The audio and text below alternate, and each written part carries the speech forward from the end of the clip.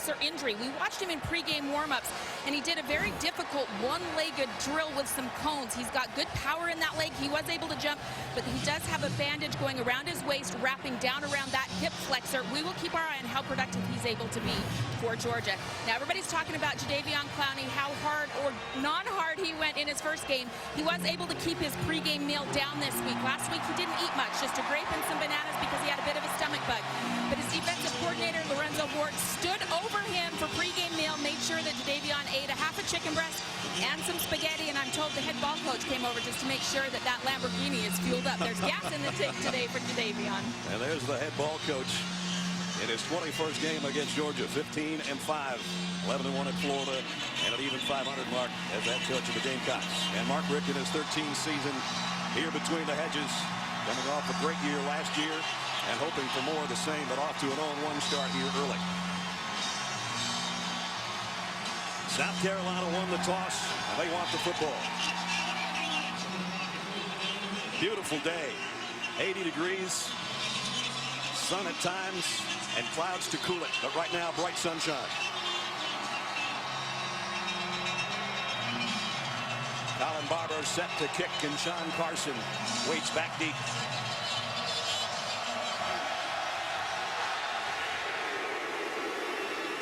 Carson, looks like he misjudged it a little bit, went over his head, and they'll bring it out to the 25-yard line. Connor Shaw, a Georgia native out of Flowery Branch, which is only about 35-40 minutes from here. And he has done well, except against ranked teams on the road. Yeah, that's kind of the hurdle that he's hoping to overcome in this ball game. Great leadership skills, great toughness, really like the way he plays the position. And Georgia has to be very aware of him as a runner, not just on design runs, but scrambling out of the pocket if it's not there down the field. He's actually their leading returning rusher with Marcus Lattimore now in the NFL. First down, first snap for the Gamecocks from the 25. And it's Mike Davis, and now it's Connor Shaw. A nice fake. And Shaw goes out for a first down immediately. Just what Todd was talking about. We take a look at our impact players. Mike Davis had a sensational outing last week, including a 75-yard touchdown. Bruce Ellington was a little bit banged up. I think he'll be a bigger factor today. For Georgia, Jordan Jenkins trying to be Jarvis Jones, who just needs to be Jordan Jenkins. And Josh Harvey-Clemens having him back in the secondary after a one-game suspension should help Todd Grantham's back in defensively. So one snap, one first down. 13-yard pickup for Shaw. And it's first down at the 38-yard line.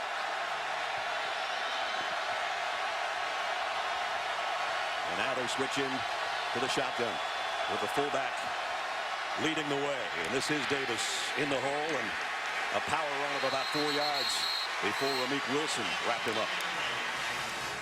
Clemson ran the ball pretty well last week against this Georgia defense. A lot of new starters playing in that first game, a couple of true freshmen. Tackling was a bit of an issue last week at Clemson. So one thing that Mark Richt did in response, they put full pads on both Tuesday and Wednesday of this week and tackled, took guys to the ground 2 days this week, hoping that that would help against this South Carolina team. Second down and 7. Motion man Demir Bird. And now sets up trips to the left of Connor Shaw. His first throw is going to be deep. He's got a man out there and just overshot Bruce Ellington. Ellington had a half step, and Shaw a little too much on it. And that was one of those true freshmen that started for the first time, Brendan Langley. You know, a lot of guys, in fact, Georgia set a school record having 13 guys that came in, enrolled early, were here in January, went through spring. Langley wasn't one of those guys. He came in August, right from high school, inserted into the starting lineup, and played pretty doggone well against Clemson a week ago. 3 freshman starters for Georgia defensively last week. That hasn't happened since the Vince Dooley days. Third down and 7. Shaw fires, and this one's complete in the first down in Georgia territory near the 45-yard line. And got it to Nick Jones. Nice job by Connor Shaw staying in the pocket and waiting for that route to open up against a zone defense. The linebackers drop. Connor Shaw reads it. And right in between the defenders, there's a little curl route. Good for the first down. criticism Steve Spurrier had of his quarterback last week was, hey, let the thing develop. Hang in there a little longer. Stay with the pass play. Don't be in too big of a hurry to leave the pocket. He did exactly that on that third down throw. Last season, he didn't have to throw a lot against Georgia. Here he is on a quarterback draw. He'll get a couple out of it. Nick Wilson, again, that inside linebacker, made the stop. Career high for Wilson last week, 13 tackles against Clemson. We should mention also that South Carolina started the season with 4 returning starters on the offensive line. The only new guy was going to be the center, Cody Waldrop. He injured his foot in the first game, so they actually have the backup center in there, Clayton Stadnick, who's also a redshirt freshman. They're both in the same class, but Stadnick did not play last week. Again, a second down and long. Shaw hangs in and now starts to move to his left. Still going to throw it on the run and got it complete. And Mike Davis made the catch, picked up a little bit. About 4, and it's still bring up a third down situation. I think what Steve Spurrier just grabbed Connor Shaw and told him right there is throw it to that check down right away. He waited too long to throw it out to the back. If it's not there downfield, dump it to the back, see if he can make somebody miss in space, and save yourself that scramble out of the pocket. Already the 7th play of the South Carolina drive, and another third down situation. 3rd and 4 this time. This is what makes South Carolina so dangerous to defend, is the running ability of Shaw in situations like this. 3rd and short, you have to play both. You can't just go crazy and rush up the field after him in the pocket. High snap. Shaw on the option pitch. And they got the first down, and they got a lot more. Davis spinning his way inside the 20 and down to the 18-yard line. Nice job by Shaw. First of all, fielding the snap. This is the second high snap in this drive. Again, a new center. Shaw fields it, makes the correct read. Poor leverage that time by the Georgia defense. And an easy first down conversion on the option. Mike Davis had 115 yards last week in the win over North Carolina. Off to a good start. He got 21 there. The Georgia defense on their heels a little bit here on the opening drive.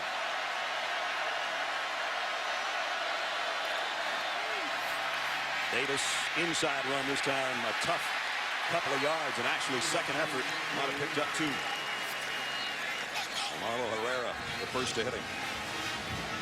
One of the guys that did not get very much action for South Carolina a week ago was Bruce Ellington, the 2-sport star, the wide receiver and point guard on the basketball team. He had a little bit of a hamstring injury through camp. He's 100% and will probably get more balls thrown his way in this game today. There he is, coming down to the bottom of your screen now, the 9th play of the drive. Brandon Wilds in at tailback. At the Georgia 16-yard line, play action. Shaw flush this time from the pocket. Dogs giving chase. Throws on the run in the corner, incomplete. Intended for Damiere Byrd. Nice pressure that time. Yeah. By Leonard Floyd. And that was maximum protection by South Carolina. This was only a 2-man route. The only 2 receivers right here. There were 3 defenders. They did a nice job of switching and had Ellington covered in the back of the end zone. Connor Shaw smartly threw the ball away. Well, Georgia's been unable to get out of these third down situations and get South Carolina off the field. And now a flag flies in on a dead ball. Substitution infraction. Offense. 12 players in the formation, 5 yards, still third down. Well, that'll back him up to the 21-yard line. Well, now if you're the Georgia defense, you probably anticipate some kind of a zone defense, and you want to let them catch the ball in front of you, not over your head, and then make a sure tackle in the open field and hold them to a field goal attempt. There you see it, a kind of a 3D prevent look by the Georgia defense. South Carolina 2 for 2 on their third down conversions. Now, this is the longest one they've had on this drive. Noyes is getting to Connor Shaw. Third down and 13. Quarterback draw all the way. And he's just going to sit down, get what he can, and set up the field goal unit. And did you notice also, he got a few yards and he went down right in the middle of the field to help his field goal kicker as well. Pretty smart decision there. Elliott Fry 2 for 2 on the season. Freshman out of Frisco, Texas. So his career long, if you want to put it that way, is 39 yards. The one he hit last week against North Carolina. This will be a 36-yard field goal attempt. South Carolina looking to capitalize on their opening drive and get points. And they do. Fry from 36. And so more than 5 minutes used on that drive by South Carolina. They finally stalled a little bit on a 3rd and long. Had to settle for 3. And now Jadeveon Clowney in the defense will be up next against Georgia. Come on, Russ. It's only 80 degrees. Hug a 9. South Carolina 3-0 lead, capping a 57-yard drive in 11 plays and a 36-yard field goal, the opening score of the ball game.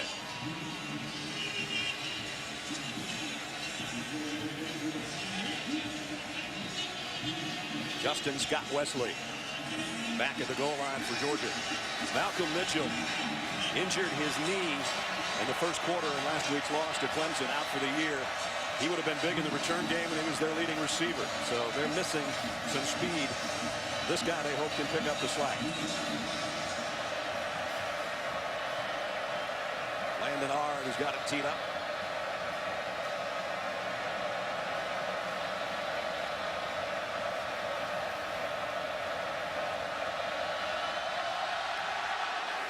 Knuckleball kick. Going to bounce and go out of bounds. So Georgia's going to get some good field position out of that poor kickoff. You know, back at the SEC Media Days in Birmingham, a lot was said. Jadeveon Clowney said a lot of it. He says there's quarterbacks out there that you look in their eyes and you can tell they're scared. If he's staring at me and the ball snapped, if he's staring at me before every snap, I'm just like, oh, we got him. He was alluding to Aaron Murray and Taj Boyd. Aaron Murray said, hey, I'm going to get hit. I'm not scared of getting hit by anyone. And then Mark Richt went on to say, basically, I'd be scared if I was that situation, too. Number 7 puts a fear in a lot of people and a lot of tackles, and he'll line up all over the place tonight if it's anything like last week against North Carolina. And it's a pistol set right now with Quavon Hicks, the fullback, in there, and Todd Gurley, the tailback. First down for the Dogs at the 35. They give it to Gurley. And unlike his first carry against Clemson last week when he went 75 yards, he got 1. And TJ Gurley made the stop.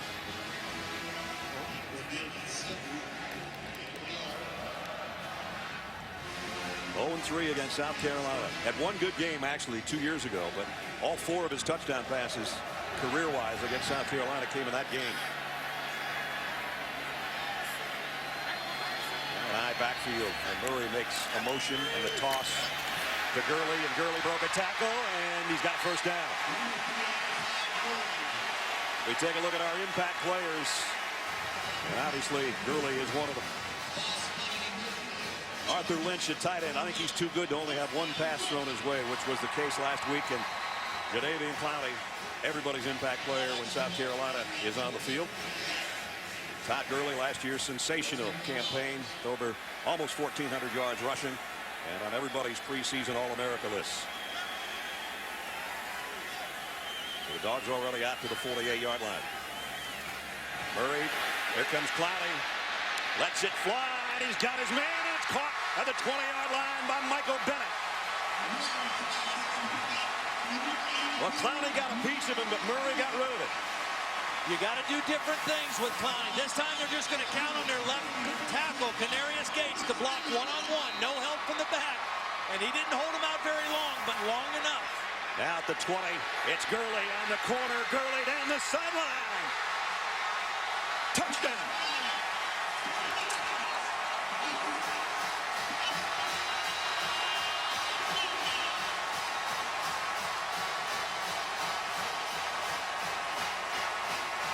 What an opening drive by the Dogs. They get the throw, and then they go quick count. They change the tempo right after the conversion, and that caught the South Carolina defense out of position, and Gurley gets it to the end zone.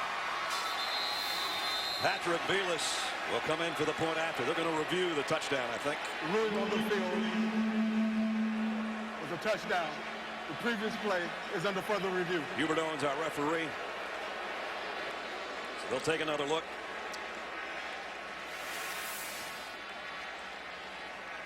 It's just a matter of whether he stepped out before he reached the ball over the pylon, because the ball clearly crossed the goal line before his body went out. Did he step out before he reached? It almost looks like the tackler, Golightly, might have had his arms wrapped around the lower leg of Gurley and prevented. Well, there's a good shot. So this is going to probably come back and have Georgia at the 1-yard line. Great shot on the sideline there. And Todd's got to put his helmet back on. Well, that was really smart offensive football by Mike Bobo, the offensive coordinator. After they got the completion, they went hurry up, and they put a tight end on Jadeveon Clowney's side that time. And he was slow getting lined up. They were slow as a team getting aligned on defense, and they got him with the quick count all the way down inside the 5-yard line. Change your looks, change your speed.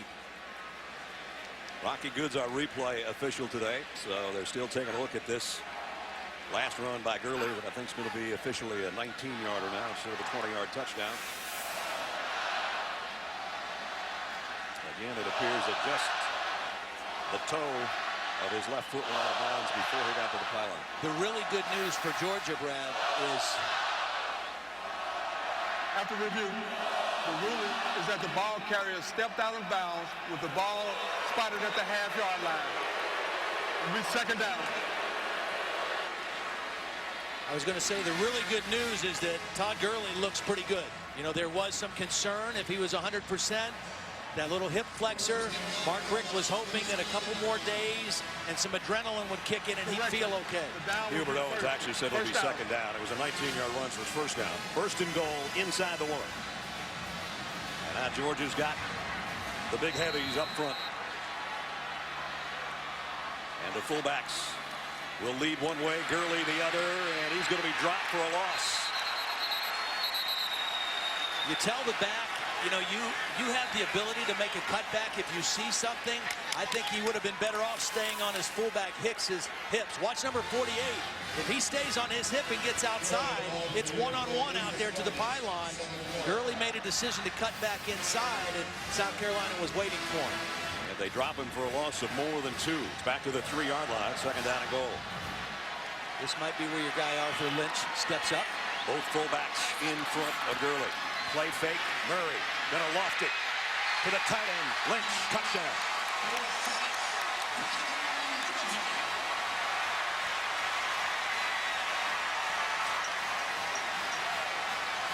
Wide open, one of our impact players and a captain, the senior out of Massachusetts, Arthur Lynch, for the touchdown.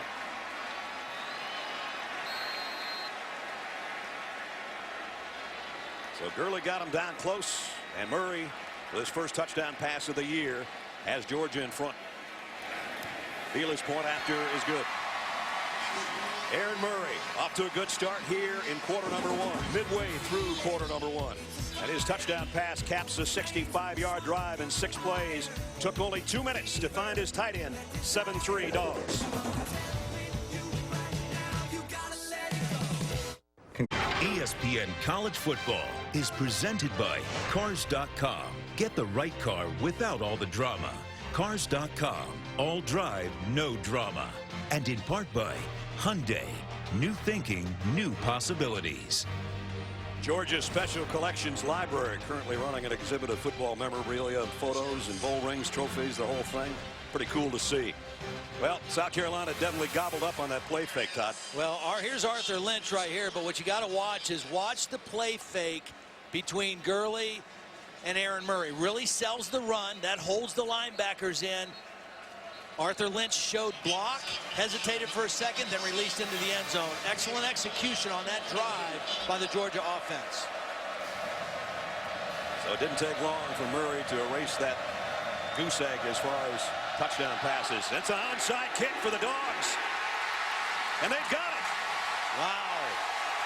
Whoa, that was gutsy. Georgia football.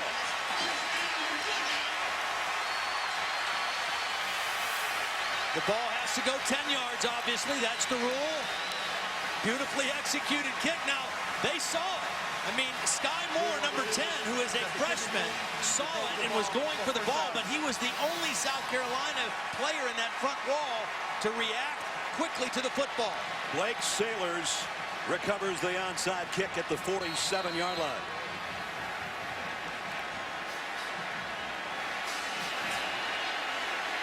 Now would Georgia take a shot right here? Murray in the pistol. Now everyone looks to the sideline. 3 wide receiver group. And it'll be Gurley off the right side, across midfield to the 49. Talk about different plans, different things you try to do to Clowney. That time they took their fullback, who's an outstanding blocker, Quavon Hicks, and he tried to cut Clowney on the backside. This Georgia offense is built on big plays. When they are playing their best, they are getting big plays out of their passing game and the running game. And when these two teams played last year, that's why South Carolina won so convincingly. They eliminated the big play. Second down and 6. Toss sweep. Gurley, the left side this time. A major collision there with Marcus Roberts. And Gurley got the best of that. Pick up a 5. One of the things Mike Bobo told us yesterday about this South Carolina defense, he says, I don't think their linebacking core is as good, and they're definitely not as big as they were a year ago. And right there you see one of those linebackers, Marquise Roberts, come up and get a chest full of Todd Gurley. And Gurley's already got as many yards as he did the entire game last year. 6 carries for 39 yards. There's Mike Bobo, former Georgia quarterback and longtime offensive coordinator. 3rd down and a yard. Keith Marshall comes in at the tailback spot to give Gurley a breather. Play action. Murray wants it down the middle. Complete. And it's a tight end, Arthur Lynch again. Pickup of 17 and a Georgia first down. Kind of an unusual defensive call by South Carolina that time because they didn't even rush Jadeveon Clowney. They kind of dropped him into zone coverage. And wasn't much linebacker help underneath. An easy throw for Murray. And Georgia goes with tempo here again. And will snap it at the 28-yard line.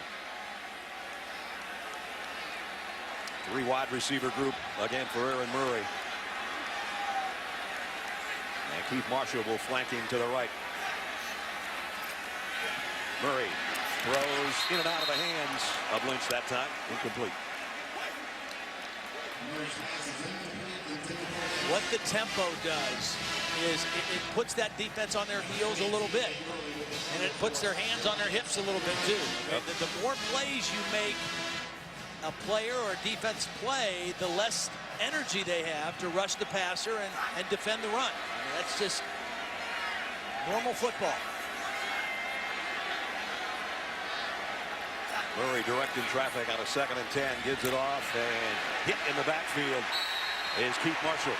Jimmy Legree, nice play by the cornerback. Yeah, it was a corner blitz, and I don't think that Murray picked it up, didn't see it quick enough, and they ran the play right into Legree. Nice call that time by Lorenzo Ward, defensive coordinator. That puts Georgia in a 3rd and long situation for the first time today. They had trouble against Clemson last week, only 29% on their 3rd down conversions. And here's a long one for Murray and company at the 31-yard line.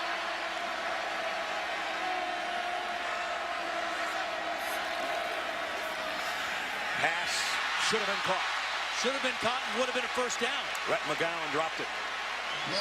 McGowan is in there playing more in this game because obviously the injury to Malcolm Mitchell, also Jonathan Rump, the junior college receiver they were hoping to get back, is not. That's a beautiful throw and a read by Aaron Murray, and that should have been a first down for Georgia. And Georgia apparently going to go for it on 4th down and long. Remember, their regular kicker, this is the 2nd game he's out due to suspension, so they don't have any range from the field goal unit. They're going to take a crack at it here on 4th down. They'll need to get all the way to the 18-yard line. They better chip this time. Murray has plenty of time. Seam route, got him inside the 10 to the 7.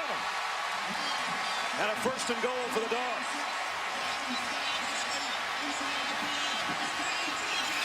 When Aaron Murray has a clean pocket, he throws extremely accurately. This is just throwing and catching. I mean, this isn't even a challenge right now for Aaron Murray. A lot of space on the outside. Justin Scott Wesley does what McGowan didn't do the play before. And now it's 1st and goal. Flags are down. They'll blow this one dead. Ledge, not very often on a 4th and 13 you pick up 24 yards. And easily. Before the snap, false start. Offense, number 72. 5 yards from the previous spot. Still 1st down. Well, that's Canaris Gates, and he's the guy that, for the most part, will have to deal with Jadeveon Clowney today, and there will be a few of those penalties probably before it's over. One thing worth mentioning, Victor Hampton, who is typically or normally the starter at corner, was suspended for the first half of this game for a team violation, and so Ahmad Christian, number 4, is actually in there as the starter. And it's Todd Gurley, positive yardage. Didn't look like he was going to get much, and he just drags guys for 3 yards. And inside the 10 again. It'll bring up 2nd down and goal.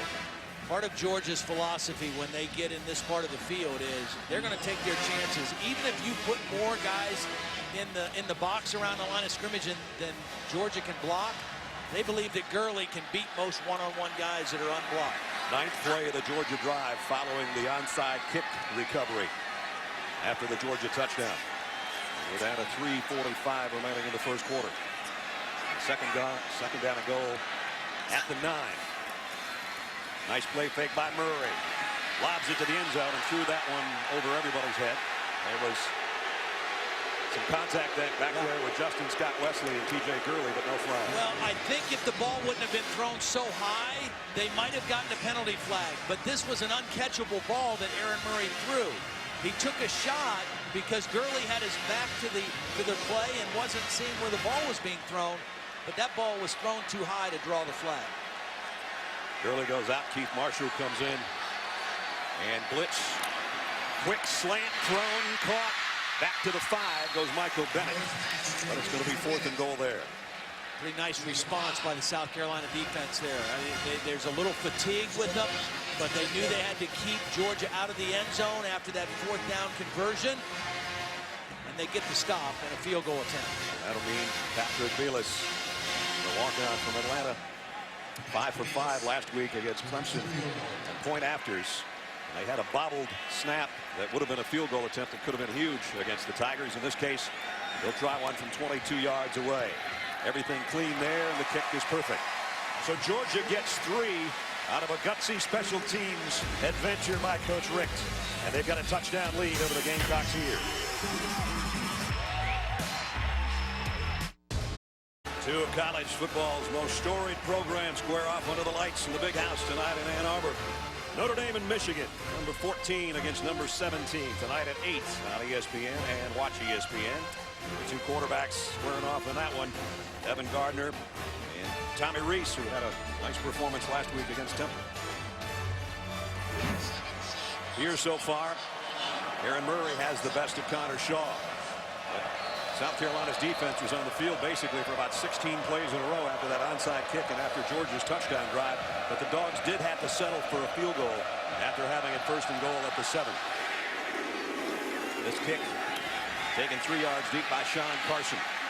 And Carson hammers, he got across the 20 out to about the 22-yard line. From Tommy Rees to Reese Davis. Reese, what do you got? Brett, I have the Taco Bell Liv Moss moment. Ohio State hammering San Diego State. If you weren't with us earlier, Braxton Miller is a sprained MCL out for the game. Kenny Guyton's doing very well in his stead. Of course, that's pretty easy. That's just a wind sprint. 35-0 Buckeyes just before halftime. All right, Reese, keep us posted. South Carolina takes the field. It's been a while since they've been out there offensively now. And they'll work at the 23-yard line. I think it's very important for South Carolina's offense to make some 1st downs here and let their defense rest a little bit.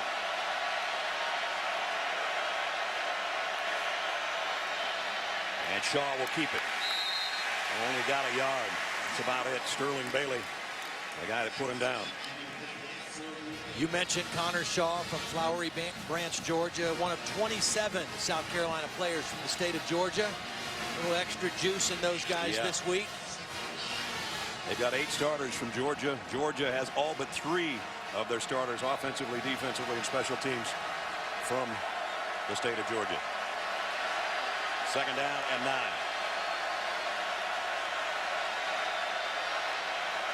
Play action for Shaw. Plenty of time. Pump fakes once. Now he runs out of time, and down he goes. And Garrison Smith, the nose man, comes up with a sack. Well, this sack will go down, and they'll say, well, the offensive line broke down, but this is pretty good protection. It's a blitz. It's well picked up. Connor Shaw's just got to get rid of the football. I mean, if it's not there, you got to throw that one away. You know, and I think he got caught in that place between trying to hang with it and let the play develop and take off by instinct, and the result was a bad play for his offense. And now the crowd coming to life for the Dogs defense on 3rd down and 15. And they got everybody playing deep. And a 3-man rush coming. Shaw will take off. And he's not even going to get back to the original line of scrimmage. Georgia will force the punt. Leonard Floyd, that freshman. Todd Grantham told us about Leonard Floyd that he was going to play a lot in this game. He's very athletic, and they felt like he could get Connor Shaw on the ground. He was one of those guys in the open field that would be able to tackle the quarterback and get him down, and he certainly did on that 3rd and long. Tyler Hall with the first punt coming up. And Damian Swan, starting corner. The return man back around his 40-yard line.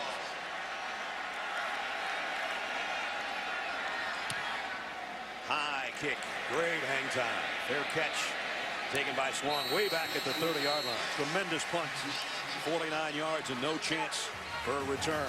We'll return to Athens in a moment. The SEC on ESPN, 10-3, Georgia. This rivalry recap is brought to you by Star Trek Into Darkness in Blu-ray combo pack. Georgia leads the all-time series, goes back to the late 1800s, 1894, the first time they got together. South Carolina, though, school record 3 straight over Georgia. That's stuck in the craw of the Georgia fans and has been with Aaron Murray and guys like that who've never beaten South Carolina. This is their last chance. Well, they've got the lead right now with 34 seconds remaining in the first quarter. 10-3. I think Georgia needs to stay aggressive. So far in the first quarter, their offensive game plan has been very aggressive. Aaron Murray's made very good decisions with the football. He's in the pistol right now with Marshall behind him at the tailback spot. Gurley does probably 2/3 of the work, and then Keith Marshall comes in. Great to have 2 tailbacks that good. Long handoff, almost a missed handoff, and Marshall goes out across the 35, pick up a 5. A little bit surprised that Jadeveon Clowney has lined up at right defensive end every snap so far in the first quarter. That's what he did when these 2 teams played a year ago, but in week 1, he actually lined up in about 6 different spots throughout the game. I think it's kind of smart to give different looks to the Georgia offense also where Clowney lines up. And one of those 6 spots was right over the center's nose. And Georgia's going to let the clock wind down to end quarter number 1. Aaron Murray can talk things over with Mark Richt. Crowd reacts to a good 15 minutes at home between the hedges. Georgia leading South Carolina 10-3 at the end of 1.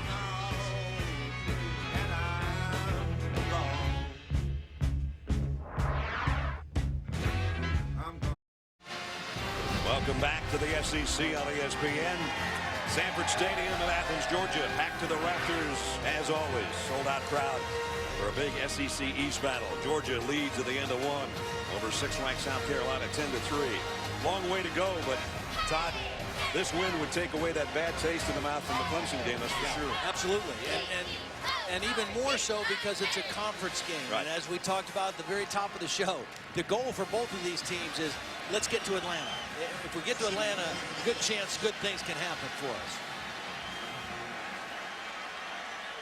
Georgia opens the quarter with 2nd down at the 37-yard line.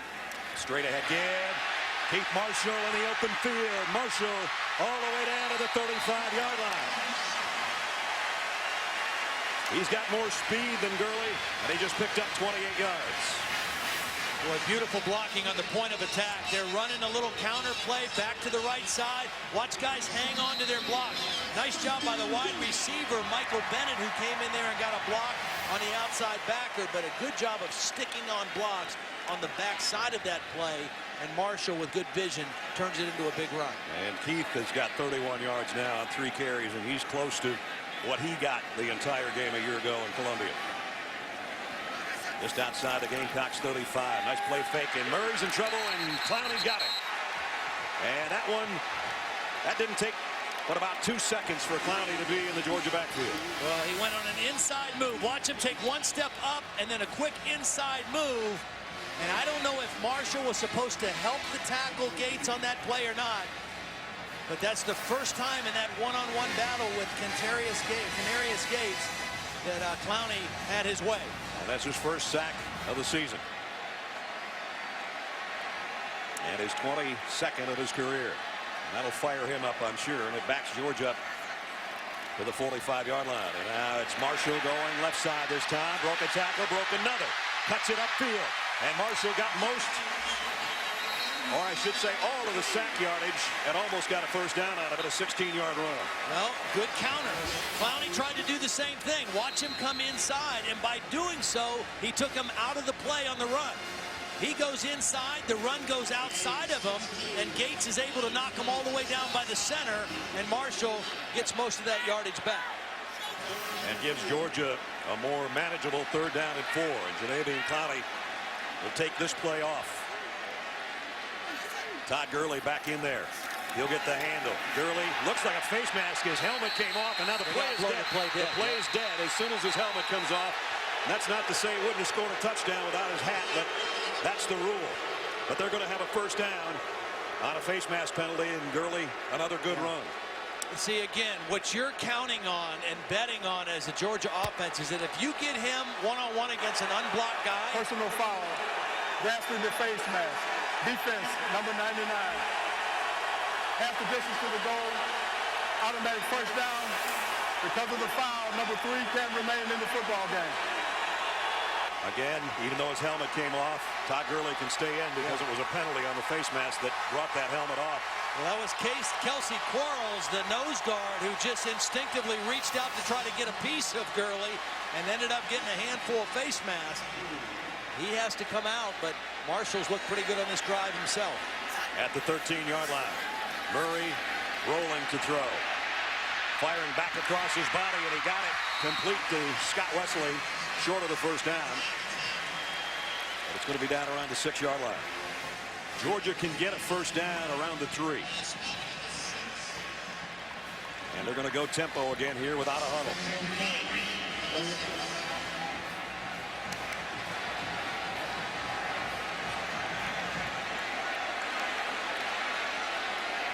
Second down and 3 from the 6-yard line.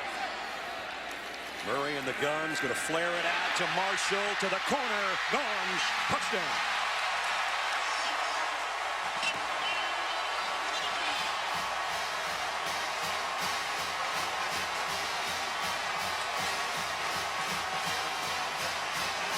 Aaron Murray's second touchdown pass of this first half. And Georgia an extra point away from a 2-touchdown lead. South Carolina chose to take Clowney out of the game to give him a break, which he needed. He stayed out for a couple plays. He stayed out for one play too long because they capitalized on it. Baylor's point after is good. Nice block by Gates, the left tackle. Chris Conley, the wide receiver. Gates got a cut block on the backup defensive end. Conley got a block. Marshall got a touchdown.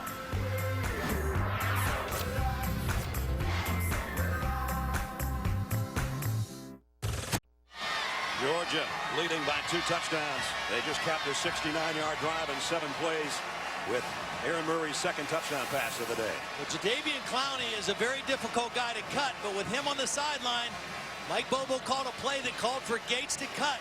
You're also going to see a good block by Conley on the inside defender, and at the very end of the play in the corner of the end zone, Michael Bennett, the other wide receiver, number 82, stays on his block. Perfect call with the personnel on the field at that play for South Carolina. 10 pass attempts, 2 touchdowns for Aaron Murray. 97 in his Georgia career. Colin Barber to kick. And the kick is deep to Carson. About 4 yards in, he'll bring it out. Sean Carson. And he's not going to make the 20-yard line. And again, it's Sailors on the special teams. The guy that made the onside kick recovery earlier. Let's check in with Reese Davis. Reese. Brad, time for a Dr. Pepper 10 conference update. For the second time in 2 weeks, the ACC defended its turf against an SEC heavyweight, Miami against Florida. Stephen Morris to Philip Dorsett. Florida defense controlled play, but the offense continued to turn the ball over. That sack and fumble by Jeff Driscoll sealed it. 21-16. Canes beat the Gators. Gamecocks in a tough spot here. Crowd going wild with a 2-touchdown lead, and they work from their own 16-yard line. Connor Shaw on the option pitch. Got it on the corner to Davis. Great speed for Davis. And a nice run all the way out near the 40-yard line. 24-yard pickup. Nice block by the tight end, Rory Anderson. He missed last week with a hamstring injury. Big number 81 blocking on the perimeter. I think they got to get the ball in his hands a little bit, and I think Shaq Rowland, is probably their best all-around receiver. They need to get him involved in the passing game this drive as well. Shaq Rowland, number 4, former South Carolina Player of the Year. This is the workhorse, Mike Davis. Herrera made the stop. Even the coaches were surprised. They told us about the speed for Davis on that 75-yard touchdown he had last week against North Carolina. Yeah, they knew he was a tough runner in between the tackles, but he showed a burst that they weren't quite aware that he had. Younger brother of former Clemson star James Davis. Who do you think's faster between those two? Depends on which one you ask, right? Exactly. Second down along 5. Shaw trying to get a word to his offensive line with a deafening crowd noise here in Athens. A draw play. And only about a yard gain. Sterling Bailey and Garrison Smith made the stop. Well, coming up now, the most critical third down play, maybe the most critical play of the game so far for South Carolina. Very important that they get a conversion here. Their defense has been on the field a lot.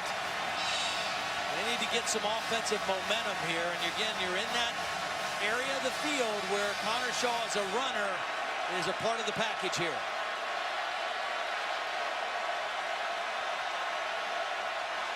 Again, they look to the sideline, changing things up if he can be heard.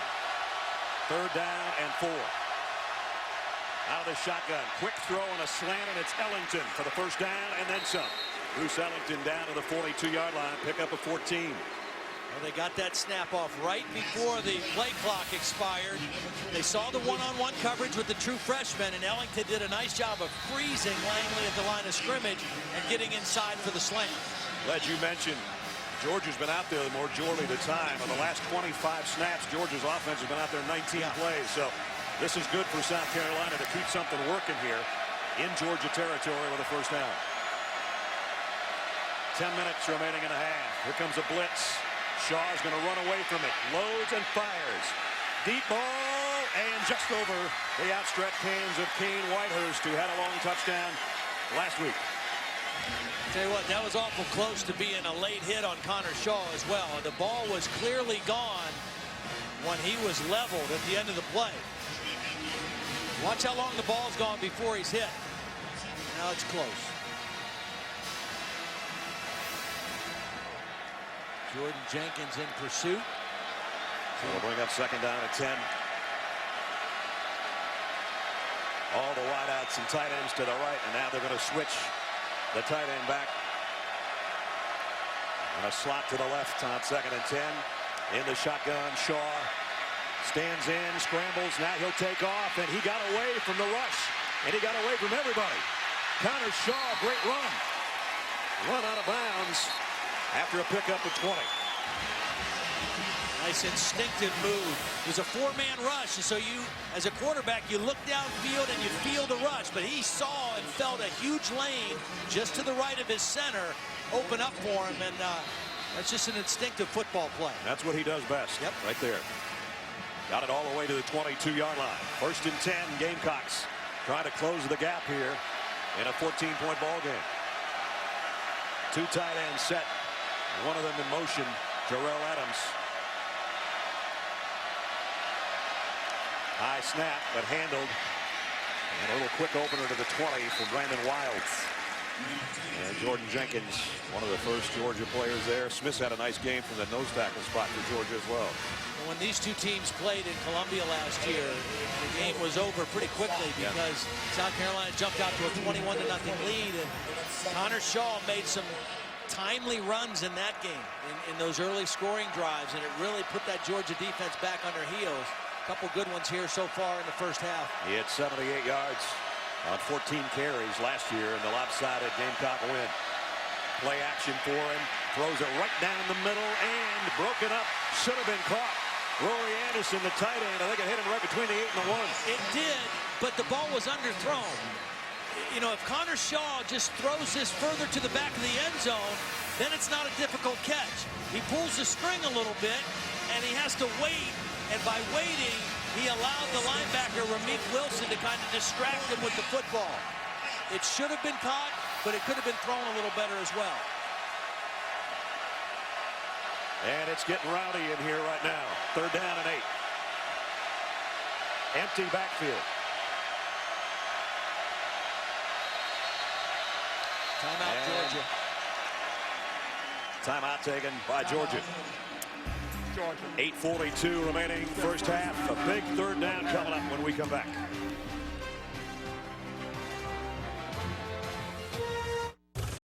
College football brought to you by Chevrolet. Find new roads. And Allstate Insurance, proud sponsor of the SEC. Are you in good hands? Some UGA wannabes there. The pups playing outside. Some young pups on the Georgia defense. Cement Dog, Hairy Dog. Georgia Bulldogs lead 17-3. The biggest 3rd down of the ball game coming up so far. And there's the real UGA 9. Came out of his doghouse enjoying the beautiful sunshine. 9th play of the South Carolina drive right at the Georgia 20-yard line.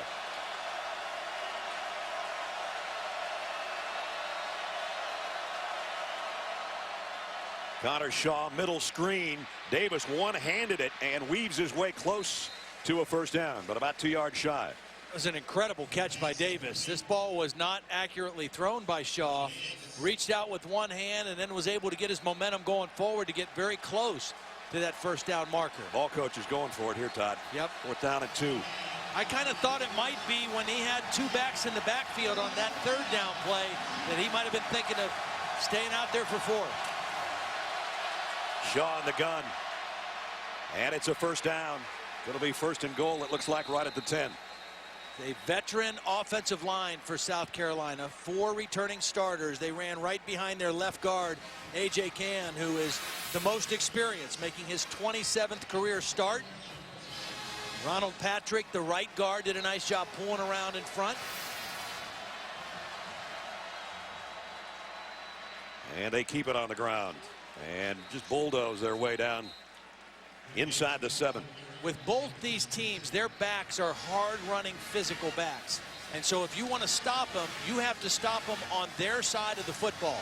You have to get penetration across the line of scrimmage, get them to change directions or slow down.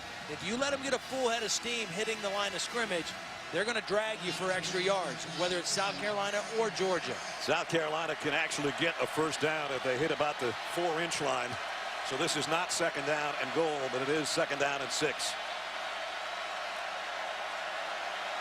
Brandon Wilds in the backfield with Shaw, and again he comes up to his offensive line.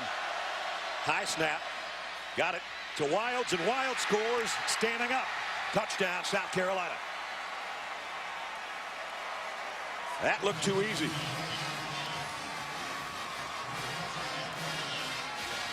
That's just a little zone run. Corey Robinson, the left tackle, the left guard, A.J. Cann. They just power their way into the end zone. That's just good hard-nosed running that time on that drive by both Davis and, in that case, Wilds. Elliott Fry in for the point after.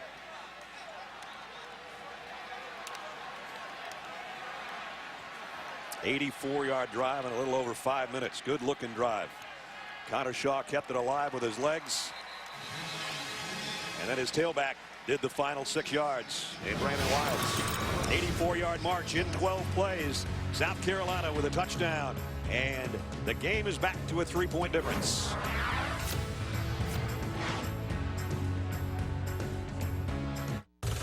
Welcome back to the SEC on ESPN from Athens. I may have said 3-point difference going to break. I apologize. 17-10, 1-score difference as Brandon Wild scores to cap an 84-yard drive. This was good work by South Carolina. Connor Shaw's looking to the sideline. They're looking for the right look to run the football again. So they see it, and what they're looking for is a bubble. And what a bubble is these 3 defenders right here kind of form a bubble. You want to run to the bubble. You want to run in that area, and that's exactly what South Carolina did. They got the look they wanted. They got 3 big linemen blocking, 2 wide receivers coming in. Run to the bubble, run to the end zone for 6 points. So Landon Ard will tee it up, and Justin Scott Wesley back for Georgia, the goal line. Todd Gurley, a kick returner at times, but they don't want to put him in that spot with that hip flexor problem that he had after the Clemson game last week. If they desperately needed a big kick return, Mark Richt would probably want him out there, though. And this one won't be returnable. They bring it out to the 25, and we check in with Holly. Well, people analyzing every move that Jadeveon Clowney makes may be wondering why he was out on that series where Georgia scored last time the defense was on the field.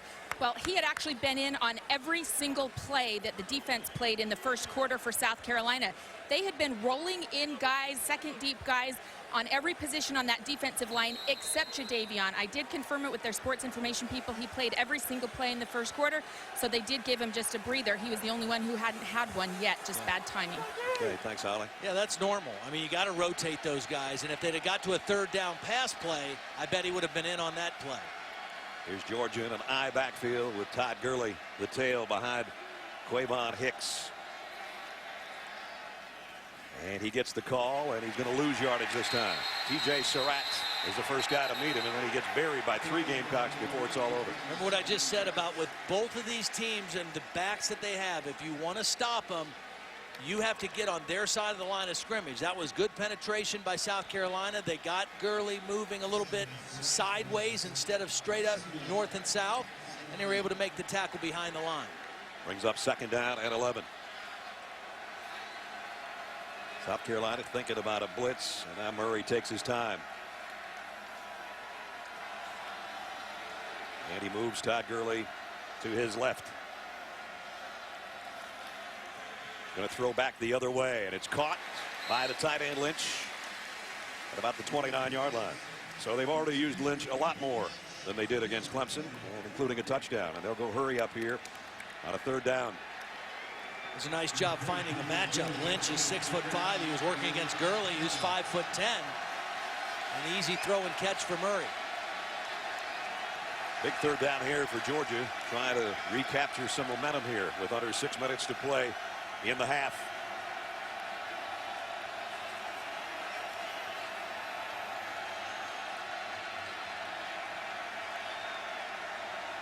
From the 30. Murray keeps it on the ground, and only a pickup of a yard or 2, so they're going to have to punt for the first time. Nice job that time. That outside linebacker, Marquise Roberts, lost his helmet on the play, but he didn't lose a hold of Gurley, and they stopped him short. It's a big stop for Carolina. No doubt. Colin Barber, his first punt of the day, coming up here with 5:25 on the clock running, remaining in the half. Bruce Ellington back deep. Well, bobble the snap. Had to cover it. And South Carolina's going to have it at the Georgia 18-yard line. Huge play. And a gaffe by the special teams for Georgia. Well, they had a gaffe in the Clemson game a week ago that cost them 3 points. This was a good snap. Just a lack of concentration by the punter, Colin Barber.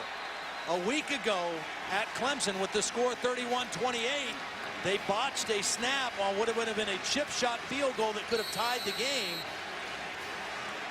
Another special teams error sets up South Carolina with a chance to draw even in this game before the end of the first half. Golden opportunity here for the Gamecocks in the red zone at the 18-yard line. Connor Shaw, 3 wideouts for him in the gun. Waiting for the snap on the silent count. Drops, fires to the corner to the end zone. Touchdown. Nick Jones in the corner, and just one snap after that bobbled snap by Georgia, and it's an 18-yard touchdown. Well, they picked on the true freshman, Brendan Langley, and Langley got caught with his body turned inside and looking inside, and they ran the post corner route. Beautifully run by Nick Jones, and a perfect throw by Connor Shaw. They went after the rookie. He was in bad position, and one play after the turnover, they get a touchdown. Just like that, tie ball game, or will be after this point attempts by Elliott Fry. And we're all tied up between the hedges. It took all of 7 seconds for South Carolina to take advantage of one bad Georgia play. Definitely not a special team play, but a special touchdown in the corner from 18 yards. We're dead even.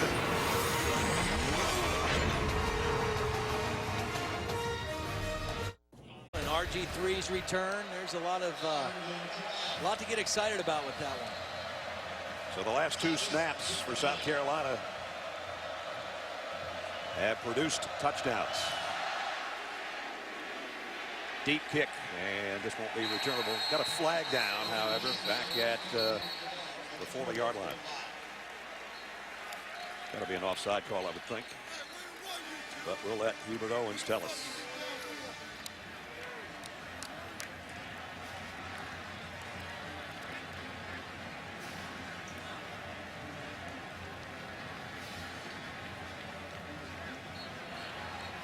Offside, number 8 of the kicking team. That penalty is 5 yards added to the end of the run. First down. And before the snap from the 30, let's check in with Reese Davis. Reese.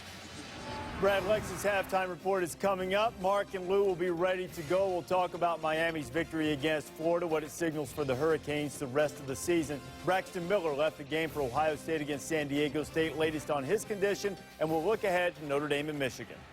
Here's Georgia from the 30 on first down. Todd Gurley picks up 5, and we're down to 5 remaining in the second quarter. Georgia has 2 of its timeouts remaining. You know, he looks big on TV, but when I was down on the field before the game, he's really big. He's put together. I mean, his lower body, his legs and thighs are huge. Here comes his whole body for a first down run out to the 41-yard line.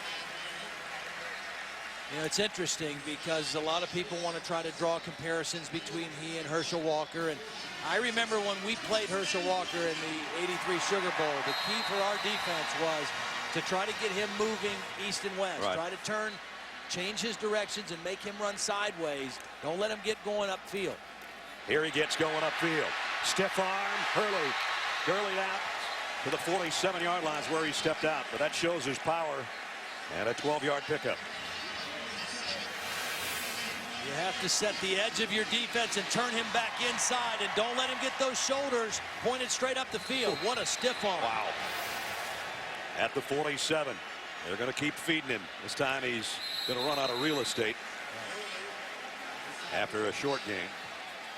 But Georgia's got something working, and South Carolina unable to substitute. They do bring in a fresh guy now, but Georgia's going right back to the line of scrimmage. Well, you've got great field position. You've got plenty of time.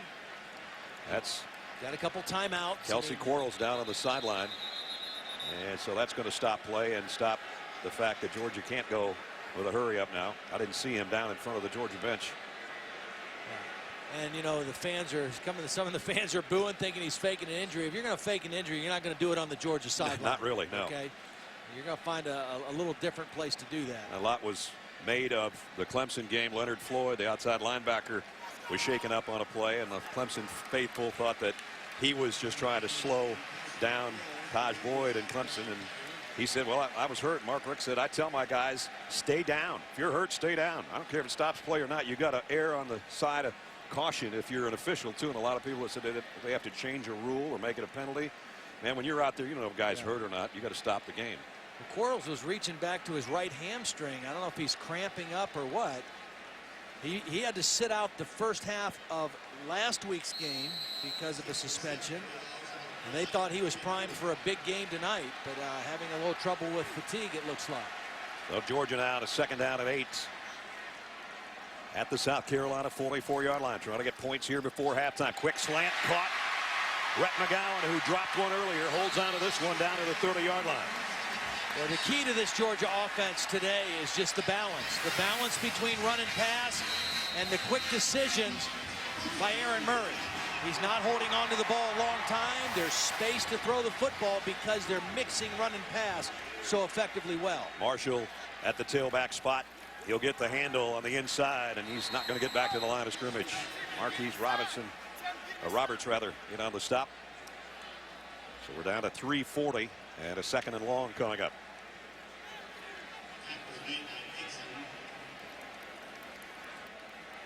There's 2 Gerald Dixons, a Gerald Dixon Jr. and a Gerald Dixon on the defense at times for South Carolina. They are half brothers. At least we don't have a George Foreman out there, 5 or 6 of them. 2nd down 11. Murray again. They throw it to McGowan. He breaks into the secondary, and it looks like he's got a 1st down. Well, what a great job by the center, David Andrews. In college football, if you throw a screen, if it's caught behind the line of scrimmage, linemen can release, and the only guy that got down there in front of the play was the center, and he got a pancake block that allowed McGowan to get that very close to a 1st down. Andrews, a junior out of Johns Creek, Georgia, with that block, and it picked up all but the last yard. 3rd down and less than 1 at the 21. 2 tight end set for Georgia in an I backfield with Keith Marshall behind the fullback. He'll get the call. He's got the 1st down inside the 20. And the ball will come out. So Georgia's going to have it right at the 20.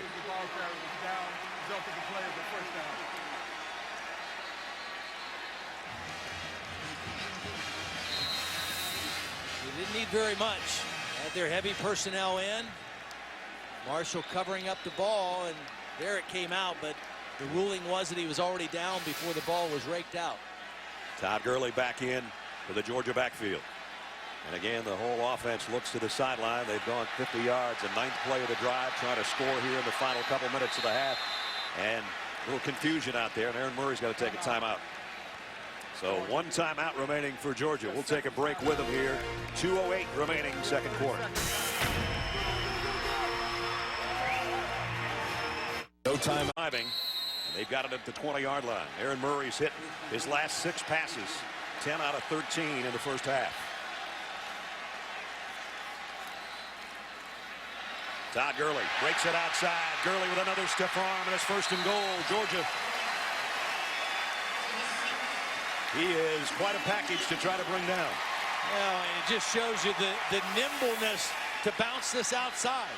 I mean, this is an inside run. Watch him bounce right here, right off the left foot, bounces outside, and by doing that, gets more yardage. Here he comes on the inside. Gurley's close, down just outside the 1. And again, this is where you feed him the ball, because you're betting on the fact that even if they have an unblocked guy, if it's a linebacker or a defensive back, and it's one-on-one, Gurley's going to win that battle. 2nd down and goal inside the 2. Gurley straight ahead, plows his way in. Touchdown, Georgia.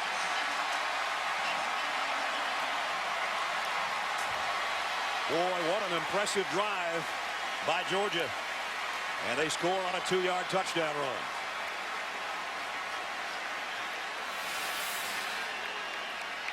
Good push up front.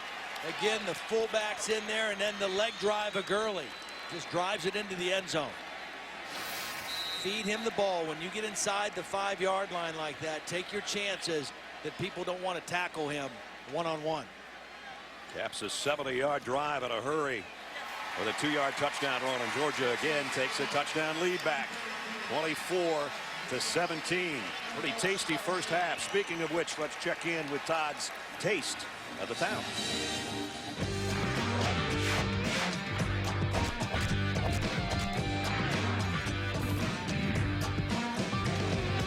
7 years ago, two friends, Alicia Seegers and Cooper Hudson, who had both worked in the restaurant business for a long time, had a chance to open up their own spot on the east side of Athens. It's called Mama's Boy. Now, the original intent was not to focus on breakfast, but 3 years ago they stopped serving dinners, and it's become the go-to spot for my favorite meal of the day.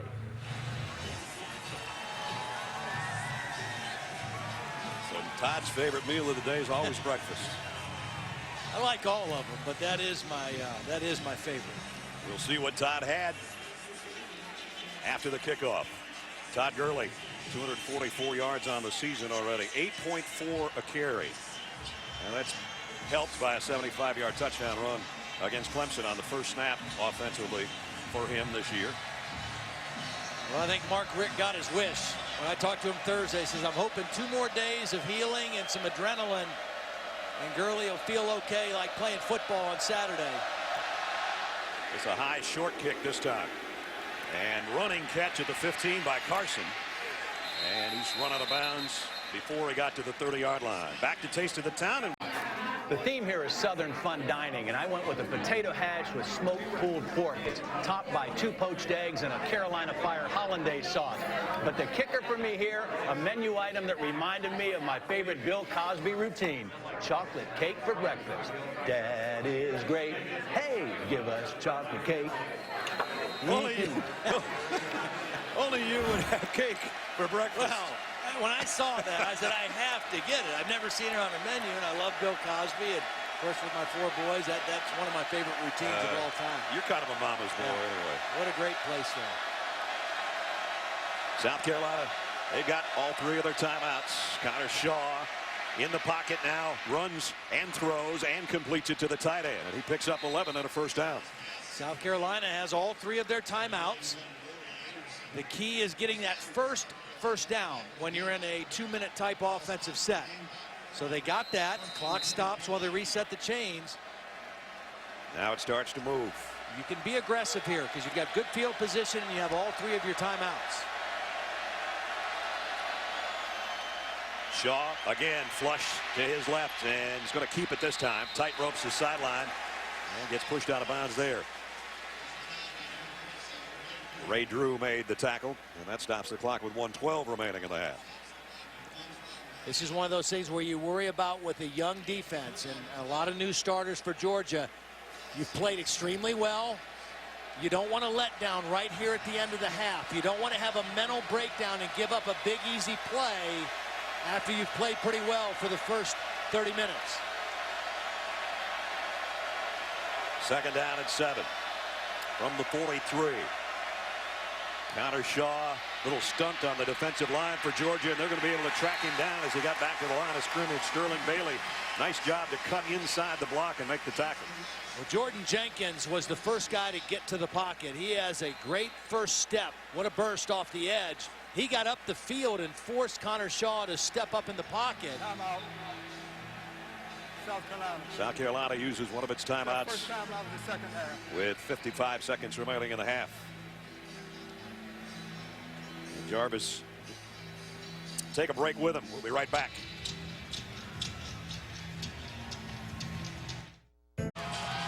Time right now for our Aflac trivia question. Aflac. 2 coaches who are all-time wins leaders at 2 SEC schools. I think that one's too easy. We'll get to the answer before halftime. Will South Carolina have an answer here on 3rd down and 7? Georgia's hoping not. Connor Shaw has been sharp with his 3rd down passing. Empty backfield. Set to throw, and again, the rush gets to him, and he's going to keep it on the ground and pick it up himself. And now he cuts back to the middle of the field, and he's all the way to the 40-yard line. He stepped out of bounds, though. And I think he still got the first down, but he stepped out just inside the 50. Looks like he had it by about a yard when he stepped out of bounds. Good coverage downfield by the Bulldogs. But again, you have to account for Connor Shaw. He's a very effective runner, whether it's on design run plays or this, a scramble. Linesman was right on it there to say he stepped out at the 48-yard line. Nonetheless, first down, 1st and 10 at the 48. South Carolina trying to tie it here before halftime. Middle screen. This time Brandon Wilds on the run, and Wilds is going to be close or maybe pick up another first down. And Shaw is down. Yeah, he got drilled. I mean, you know, if you're a defensive lineman and you have a free course to the quarterback, you probably better expect that there's a draw coming. They let those guys come in, and they threw the draw right where they left. You saw Dylan Thompson start to take the field. He came in for one play last week and threw a 29-yard touchdown pass when Shaw was shaken up. But Connor's going to stay in there here on 1st and 10. Throws wide side this time, and a good throw, and out of bounds is Nick Jones. So South Carolina moving it right down the field. Good game management right now by Connor Shaw, and that's what you would expect out of a senior. Again, trying to get that first win against a ranked opponent on the road. And as a quarterback, you live for these kind of situations. A scoring opportunity late in the half or late in the game. 18 seconds left here in the first half. At the Georgia 30-yard line. The time is of the essence here. Only 18 seconds remaining. Shaw going to go to the end zone. Man out there. Got it, and touchdown. Nick Jones again.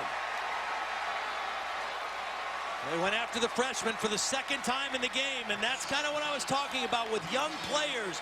You don't want to have a letdown late in the half and give up a big play.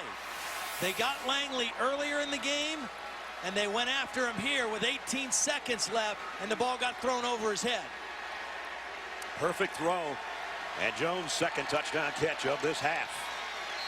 One in one corner of the end zone and one in the other. And Connor Shaw and Dylan Thompson saying, there we go. Extra point away from a tie game again.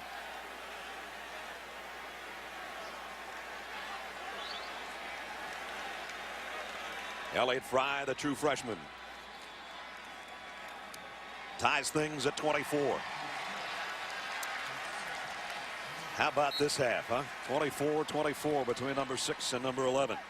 Well, we asked you our Aflac trivia question a couple minutes ago. The two coaches were all-time wins leaders at 2 schools. Well, you knew Steve Spurrier was going to be one of them because he's here today, and Paul Bear Bryant the other. Alabama and Kentucky for the Bear, and South Carolina and Florida for the head ball coach. Pretty good half, partner. Real good half. Real good half, and good responses by both teams. You know, that's the thing. It looked like the game was going to swing one way or the other, and both teams with excellent responses. Todd Gurley with a touchdown on the ground. Aaron Murray with a couple through the air, and now his counterpart, Connor Shaw, has answered with 2 touchdown throws in this quarter of his own. Well, they went after that freshman 2 times in the second quarter, and both times he got caught with his body in a bad position and his eyes too locked into watching the quarterback, and lost track of a receiver running by him, and a big-time throw by Connor Shaw.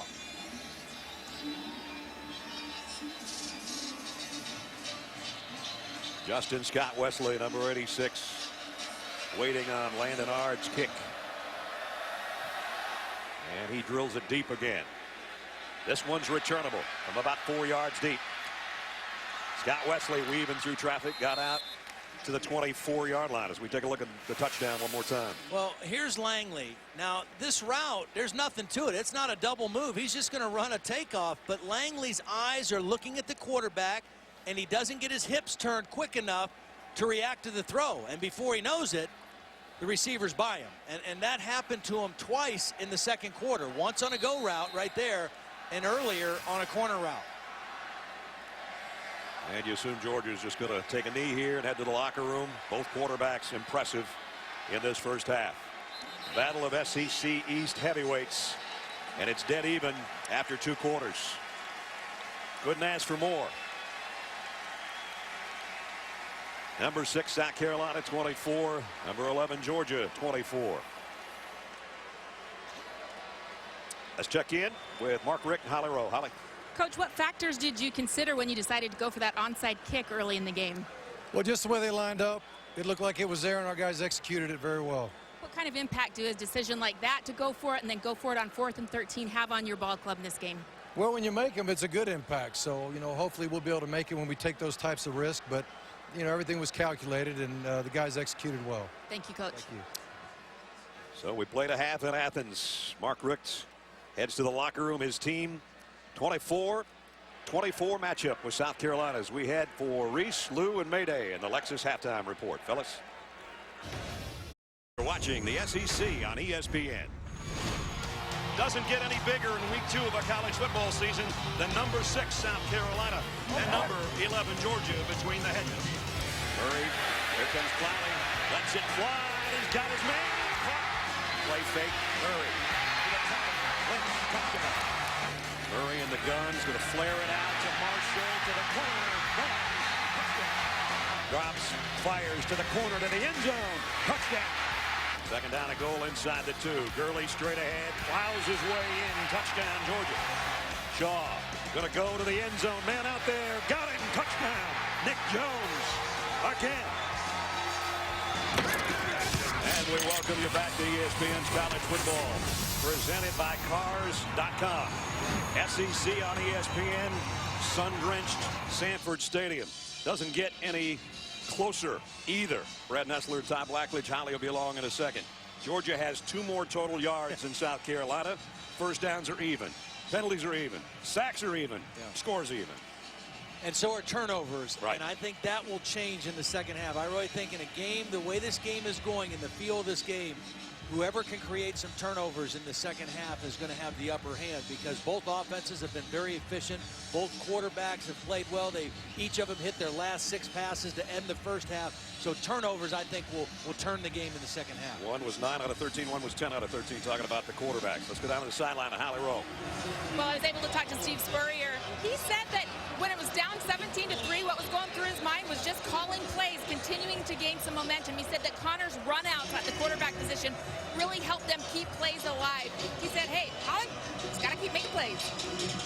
We'll see who makes the most plays in the final 2 quarters. And this one has the feel that maybe whoever has the football last survives and wins it. Third quarter underway. Justin Scott Wesley's just got to watch this one go out the back of the end zone. We talked about the 2 quarterbacks, both having something to prove. Aaron Murray has struggled against top 20 teams. Connor Shaw's 3 losses have come on the road against good teams, and both had great first halves. They really did. I mean, they showed excellent leadership. They did what they do well. Aaron Murray distributing the football to a lot of different people, and Connor Shaw running when the opportunity presented itself. Georgia comes out with a 4 wide receiver group here to open the third quarter. And Todd Gurley with Aaron Murray in the shotgun. It'll be Gurley straight up the middle, got 3. JT Surratt on the defensive front for South Carolina made the stop. You know, so much is made of Jadeveon Clowney, but those other 3 guys up there on the front wall for South Carolina, pretty good football players. Well, they are, and also when you pay so much attention to one guy and have a plan to block one guy, a lot of times it leaves other guys on that defensive front man-to-man single block. If you missed the first half, Jadeveon Clowney had 1 sack on Aaron Murray. They're going to throw it right over in here, and it's in and out of the hands of Scott Wesley, incomplete. See, you can't, he's very difficult to cut because he's so athletic and so big. They try to cut him on a short throw like that. He still is able to get up in the air and distract Aaron Murray and force an inaccurate throw. So Georgia finds itself with a 3rd and long to open up the third quarter. Murray, blitz coming this time. He's going to roll away from it. Being chased, got away, but he's not going to get enough for a first down. Got across the 30, and that's it. Lightly was giving chase, and then T.J. Holloman's the guy that made the tackle. Nice 3 and out to start the third quarter for South Carolina. Remember, their defense in the first quarter was on the field the majority of the quarter. And so that's a good start for them here to start the second half. 3 and out. Go over and get some Gatorade. Remember, Colin Barber now dropped a snap in punt formation in the first half, and that led to a quick strike 18-yard touchdown. And I'm sure he's going to be trying to hold on to this one before he kicks it away as you look behind him. And he does get the kick away high and fair, caught back at the 23-yard line by number 23, Bruce Ellington. South Carolina had something going on the sideline a minute ago between coaches. in the heat of battle. Sometimes heat gets hotter all the time. Wow.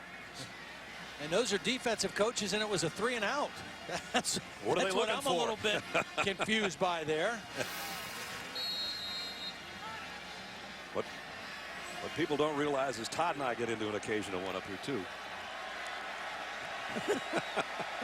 Usually over food. Yeah. Usually over food. Yeah, exactly. First down, South Carolina. From its own 23. Connor Shaw, the pistol set with Mike Davis behind him. High snap. Made a nice recovery to catch that thing and then just had to cover it. Now that's about the 4th high snap of the ball game. Again, remember, Cody Waldrop is not playing their starting center. This is Clayton Stadnick, the backup. And this is about the 4th time this has happened. Shaw's been able to field them all cleanly except that one. And so they start with a negative play on first down. Loss of 7. So Georgia plays a 3-4 defense, which means somebody lines up right on the nose of the center every play. Shaw on 2nd and long, flares it out. Davis on the fly. Nice pass, and down the sideline goes Davis. Boy, hit that perfectly in stride on the pass, and Davis with a head of steam rips off 29 yards. Boy, a breakdown on the perimeter of Georgia's defense. It's only a 4-man rush. There should be guys out there, and the inside linebacker, Ramik Wilson, very late getting over there. It's a breakdown. South Carolina goes without a huddle, giving Georgia a little taste of tempo here, and a pickup of 3 or 4 by Davis, this time on the ground. Josh Harvey-Clemens from the secondary made the stop. And still, there's some chatter going on the sideline between coaches on Steve Spurrier's staff.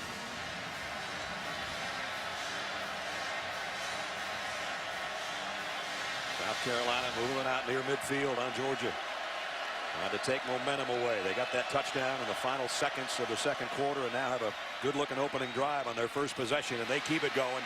First down in Dogs territory, now inside the 40-yard line. Let's check in with Holly. Well, the coaches are fired up over here on the South Carolina sideline. There was some discussion about what plays and what they were explaining to the players. I saw some of the players in their huddle get big eyes like, ooh, coach is going after it. But I saw everybody hug them out. Saw a couple of guys pat each other on the butt. Men are so good at just hugging it out after stuff like that. What you have to do. You got to go to the next play. That's right. You can't afford to worry about the last play. First down, South Carolina. At the Georgia 39, Connor Shaw throws on the run and overshot everybody. Intended, I guess, for Brandon Wilds out of the backfield. He's so dangerous, though, because of that ability to extend a play. That time he felt the upfield rush by Jordan Jenkins. He knew his tackle was going to take him beyond the pocket, and he slipped right underneath him. Now, it was an incomplete pass, but that threat that he can do that on any pass play really you have to be aware of it if you're a defense. His first incompletion, in fact, in the last 9 throws. Let's see if they go after the freshman again here. Brendan Langley, number 4. Got 3 receivers to the right side. Shaw scans the field, pumps once and twice, and now keeps it. Gets what he can and got out of bounds. Really nice job by Brandon Wilds, the back in the formation that time, turning into a blocker. He was an intended receiver. He was out in the pass route. He felt his quarterback scramble, and then he immediately turned into a downfield blocker and enabled Shaw to get closer to that first down. And again, Shaw's footwork puts him in a more manageable third down. 3rd and 5. Georgia fans really hoping their defense finds a way to stop this opening march of the 3rd quarter by the Gamecocks.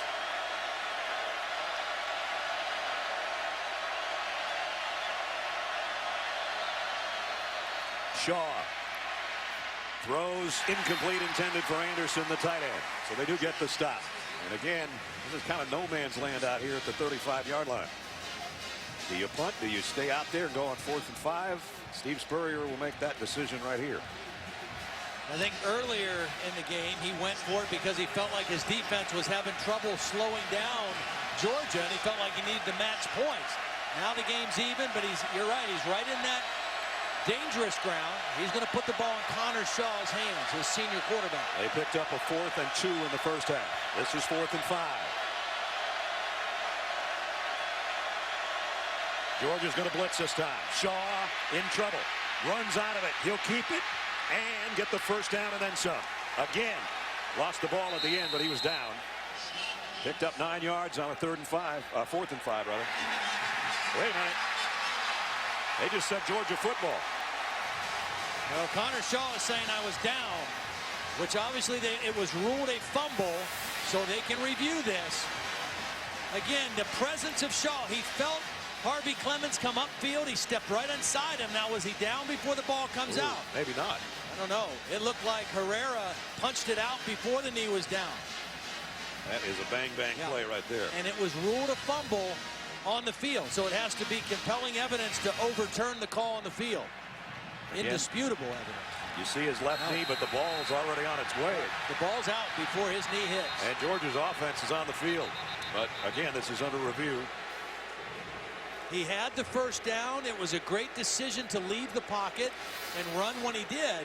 He just didn't secure the football all the way to the ground. You said about 5 minutes ago that the game will change if the turnover story changes. We might have our first one right here. Timeout. The ruling on the field was a fumble recovered by the defense. The previous play is under review. South Carolina will not be charged with a timeout.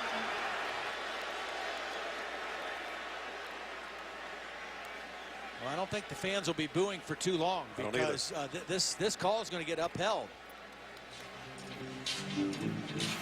Here's one more angle I don't think we've seen before. There the ball is coming out, and there the knee, and that is so close that if indeed it stands with a call on the field, I got to give the officials a heck of a lot of credit for seeing that. Well, and again, when in doubt, you call the fumble because it can be reviewed and you have a chance to slow it down and look at it in a lot of different ways and come away with the absolute correct call. You know, somewhat new to SEC stadiums this year. The fans are seeing what the replay officials are seeing, and that's why you heard that big surge from the crowd here in Athens moments ago, because they just showed it on the Jumbotron down in the left corner of the end zone. And what the 92,000 are thinking, we'll hear about from Hubert Oven. The ruling on the field is confirmed. First turnover of the ball game.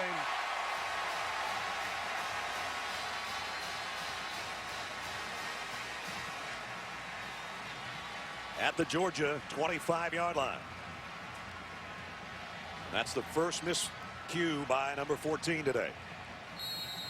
Well, I would expect that Jadeveon Clowney, it's about time for him to step up and make a play for the Carolina defense. He's been pretty quiet, had the 1 sack. He's going to need to step up and make a play. Murray's going to flare it out to Marshall, and he hits him in stride. Keith Marshall cuts back inside all the way to the 28.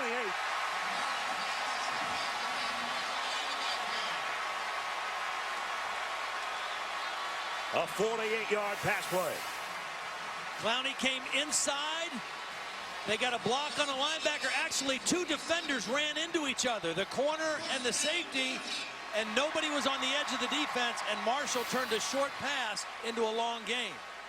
Marshall comes out, and Gurley comes back in a pistol set at the 27-yard line. And Gurley broke 1 tackle, kept his balance, and he's down near the 20. Running over guys, including Bryson Williams, who's slow to get up. It gets old tackling him, and the longer a game goes, the more difficult it is to tackle him, and the more courage it requires to come up and try to tackle him.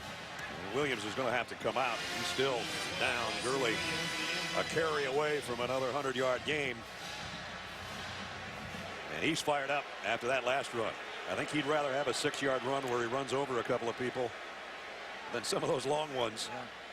And Bryson Williams is a guy that felt the effect of that. He's a Georgia native out of Warner Robins. Well, remember, when these teams played last year, South Carolina's defense just smothered Georgia's offense, held them to under 250 yards of offense. Gurley had 39 yards. Marshall had 37 yards. Aaron Murray had a bad game. I mean, it was a total dominating effort by South Carolina, but the big play has returned to the Georgia offense, both run and pass today. At the Gamecock 21, 2nd down at 4. Chaz Elder is the guy that took Bryson Williams' spot in the secondary. Gurley, this time he can't quite climb in there, and we got a flag flying late. Kelsey Quarles is a guy that made contact with a penalty marker down. Kind of thrown in the area where it might be a face mask, but I thought his knee was down before he lunged forward, and the face mask occurred on that lunge. Personal foul. Defense number 8. Hands to the face. Half the distance to the goal. Automatic first down. DeJuan Lewis with the penalty, and it's half the distance to the goal. Well, we saw one earlier where they actually ripped Gurley's helmet off. Lewis is being held himself. Well, it's on the offensive lineman. Yep, it's there not it is. on Gurley. It's on David Andrews. Hands to the face. He's being held, and he had his hand in Andrews' face. 1st and 10, just inside the 11. Murray flips it out to Conley. And that's his first catch, and he loses yardage. Loss of a couple.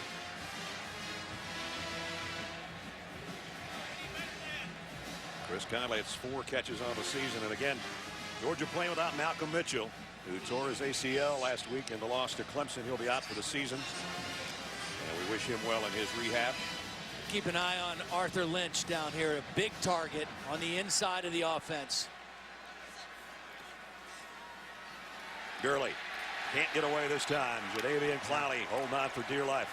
Now he crashed. He's been coming inside a lot instead of going up the field. Doesn't want to get run underneath. He's been on a lot of inside moves. That time he fell right into the play. Works down the line of scrimmage. That's perfect technique by defensive end. Get right down the line of scrimmage and chase the ball. 3rd down and 12 now for Georgia, trying to take advantage of the turnover. Their biggest receiver height-wise is Michael Bennett. He's down on the left side in the slot.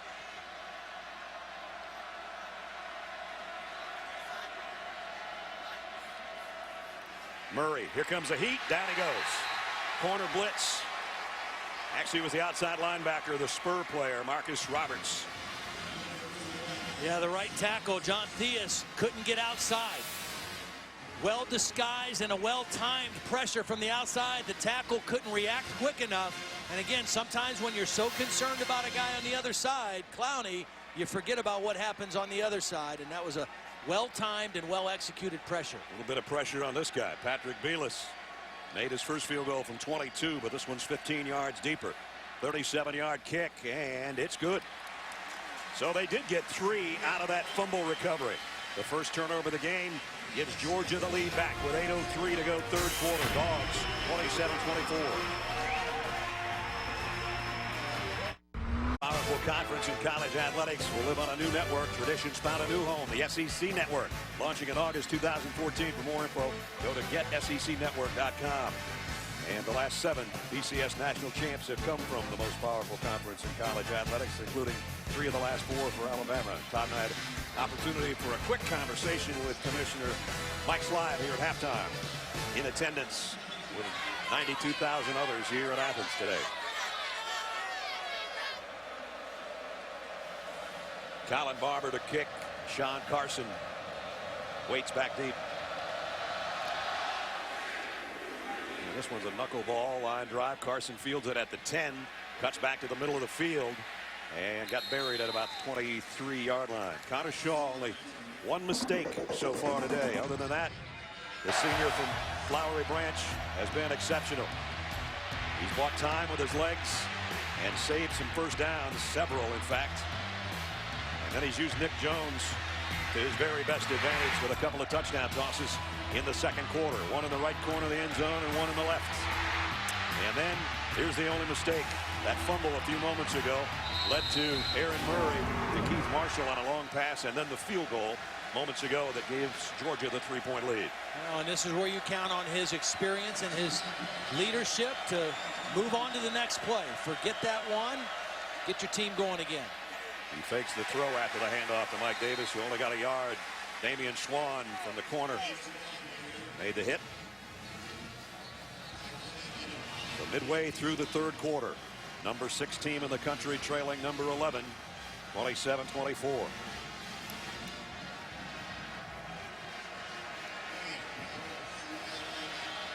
Three wideouts to Shaw's left. That's where he's looking right now, and throwing in a tight window, and got it complete Out across the 40, and it's Nick Jones. He's been his favorite target.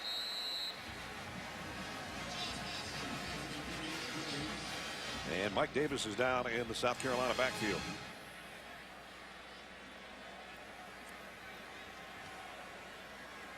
Davis in on pass protection on that play. Nice job by Connor Shaw, reading the zone coverage and allowing that play to develop. Sometimes with a quarterback who likes to scramble, who makes plays with his legs, they don't always hang in the pocket and let the whole play develop. That time he did. We'll check on Mike Davis when we come back. 7:23 remaining third quarter. Georgia with a 3-point lead. 27-24. Mike Davis stuck his nose in there on pass protection like you were talking about, Todd. Yeah, he's right here. He's going to slide over and get a nice pickup on Leonard Floyd, who's blitzing in the inside. Did his job, but kind of paid the price for it. Yeah, he got the worst of it. Apparently okay on the sideline. First down, South Carolina at its own 40. Shaw again flares it out of the backfield, and Brandon Wilds, that play worked with Mike Davis a couple series ago, but that time it doesn't. Let's check in with Holly. Guys, Mike Davis will be able to return to this ball game. In fact, he's running out there right now. He just got hit on the elbow. All is well. So Wilds out, Davis in. Well, that play would have worked with Brandon Wilds too if it was a better throw. Yeah. You don't want to throw that ball high to a back. You want to throw that ball right down around the numbers where he can catch it and get turned up field and not worry about reaching for a bad football. Shaw has a look at Coach Spurrier, and he's going to run the option, and he'll keep it. And he only got about a yard before the collision with Leonard Floyd. Actually, I think the two Georgia guys hit each other. Shaw kind of slid underneath the contact, and a couple Bulldogs got the worst of this one. Watch Shaw slide underneath when he knows he can't get any more yards, and three of them. Oof. It was a head-on collision with three Bulldogs. Big third down right here. South Carolina with a 3rd and 9. They're 50% on the day on third down conversions. Nick Jones, the motion man, has been the big play receiver today for South Carolina. Georgia's going to bring a blitz. Shaw fires far side and incomplete.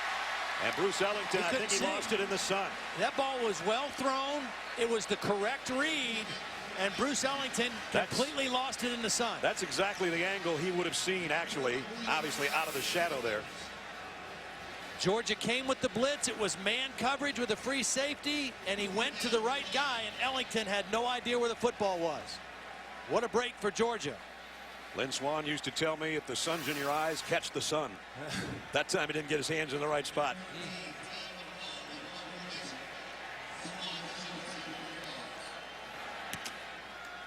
High punt again, a dandy. Going to try to return this one, and maybe got 2 yards out of it. Speaking of Swann, that's Damian Swann on the other end of the punt. Georgia will have the ball back on offense. A little over 6 remaining, third quarter. ESPN College Football, brought to you by Hyundai. New thinking, new possibilities. And Buffalo Wild Wings, the official hangout for NCAA football. Back in Athens, the SEC on ESPN.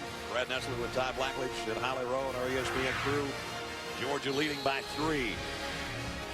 And Uga 9 enjoying the festivities so far. He's going to back up. It's nice and cool in the doghouse. A little bit warmer out in the sun. First down from the 18-yard line. High backfield with Todd Gurley on the handoff. Gurley broke 1 tackle. Didn't get away from the second one, J.T. Surratt, but he did get about 6 on the carry. And again, Georgia will go without a huddle. South Carolina, Clowney's kind of limping off right now at the top of your screen, and he didn't make it off the field. I don't know if the officials didn't see that or they don't care. Threw a flag. Oh, they did. Threw a flag. Because he was still about 2 strides from the sideline.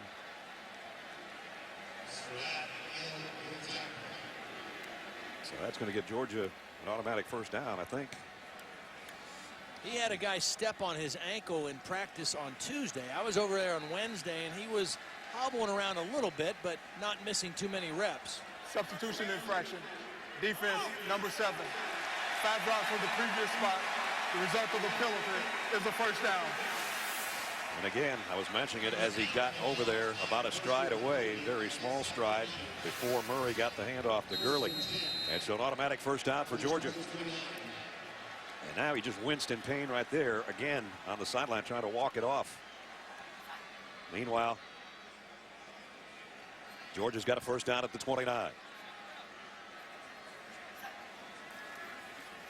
Gurley hit at the line of scrimmage, didn't get anything. Darius English and Sky Moore combine on the stop. They're really high on Sky Moore. They think he's got a very bright future. Freshman out of Cooper City, Florida. Can really run, very instinctive player. Todd Gurley in his sophomore season has his 11th career 100+ rushing game in this one. Murray, quick strike on a seam, and that probably should have been caught. Reggie Davis, true freshman out of Tallahassee, couldn't hold it.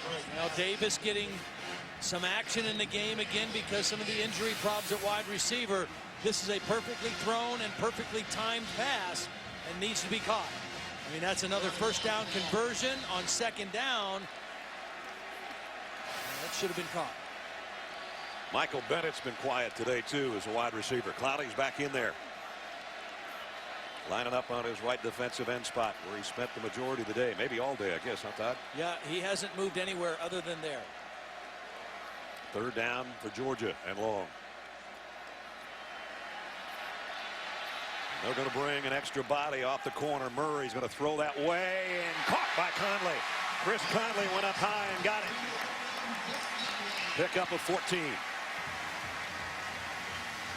Well, because they showed this blitz early and it wasn't a quick count, Aaron Murray was able to know where the pressure was coming from, know where he had single coverage, and get the ball out there for the big conversion to Conley. They showed that blitz too soon, and Aaron Murray read it. So first down for the Dogs. And now they give the fullback a little sugar, and that's Quavon Hicks. And Hicks carries people to midfield. Mark Richt loves Quavon Hicks. I mean, he thinks he, as a fullback, which is somewhat of a dying breed in football, they think Hicks, his skill set is the best that he's seen since William Floyd at Florida State. And a quick handoff and breaking through. Keith Marshall this time. Marshall down at a 40 and another Georgia first down. And the first and foremost thing that a fullback has to do in an I formation offense is thump or block, and that's what Hicks loves to do. But he also has ball skills. Led that play for the first down. And Clowney goes out again. And with Clowney out, in comes Tim Gurley again in place of Marshall. Now, Darius English also is in, and he's an edge rusher. He's a much smaller guy. He's 6'6", 226 pounds. Doesn't have the bulk to stop the run like Clowney. And here he goes, the guy we just talked about. Quavon Hicks. 15 more yards and a first down. He's 6'2", 260 pounds. He was a defensive tackle or a nose guard in high school. That was easy. I mean, there wasn't even anybody in the hole to touch him.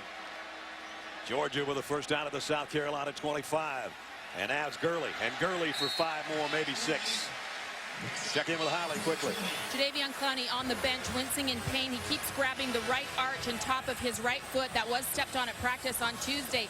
He was trying to get some oral medication in him, but he ran back out on the field before they could get it down him. So he is now back out, sitting on the bench, and they are all examining him right now. You see it. Thanks, Holly. 9th play of the Georgia drive as a second down and 5 coming up. And again, his replacement, English, is a much slighter guy. I'd run right at him. I would run right at number 5 and try to move his body out of there. 3 remaining in the third. Georgia with a 3-point lead. Looking for more. Toss sweep. Gurley that way. And Gurley driving. Close to a first down. But we have a flag down? We do indeed. Prior to the snap, false start. Offense, number 86. 5 drops from the previous spot. Remain second down. Justin Scott Wesley, the sophomore out of Camilla, Georgia. The guy with the penalty, only the second penalty on Georgia today. But it backs him up to the 25-yard line again. Second down and 10.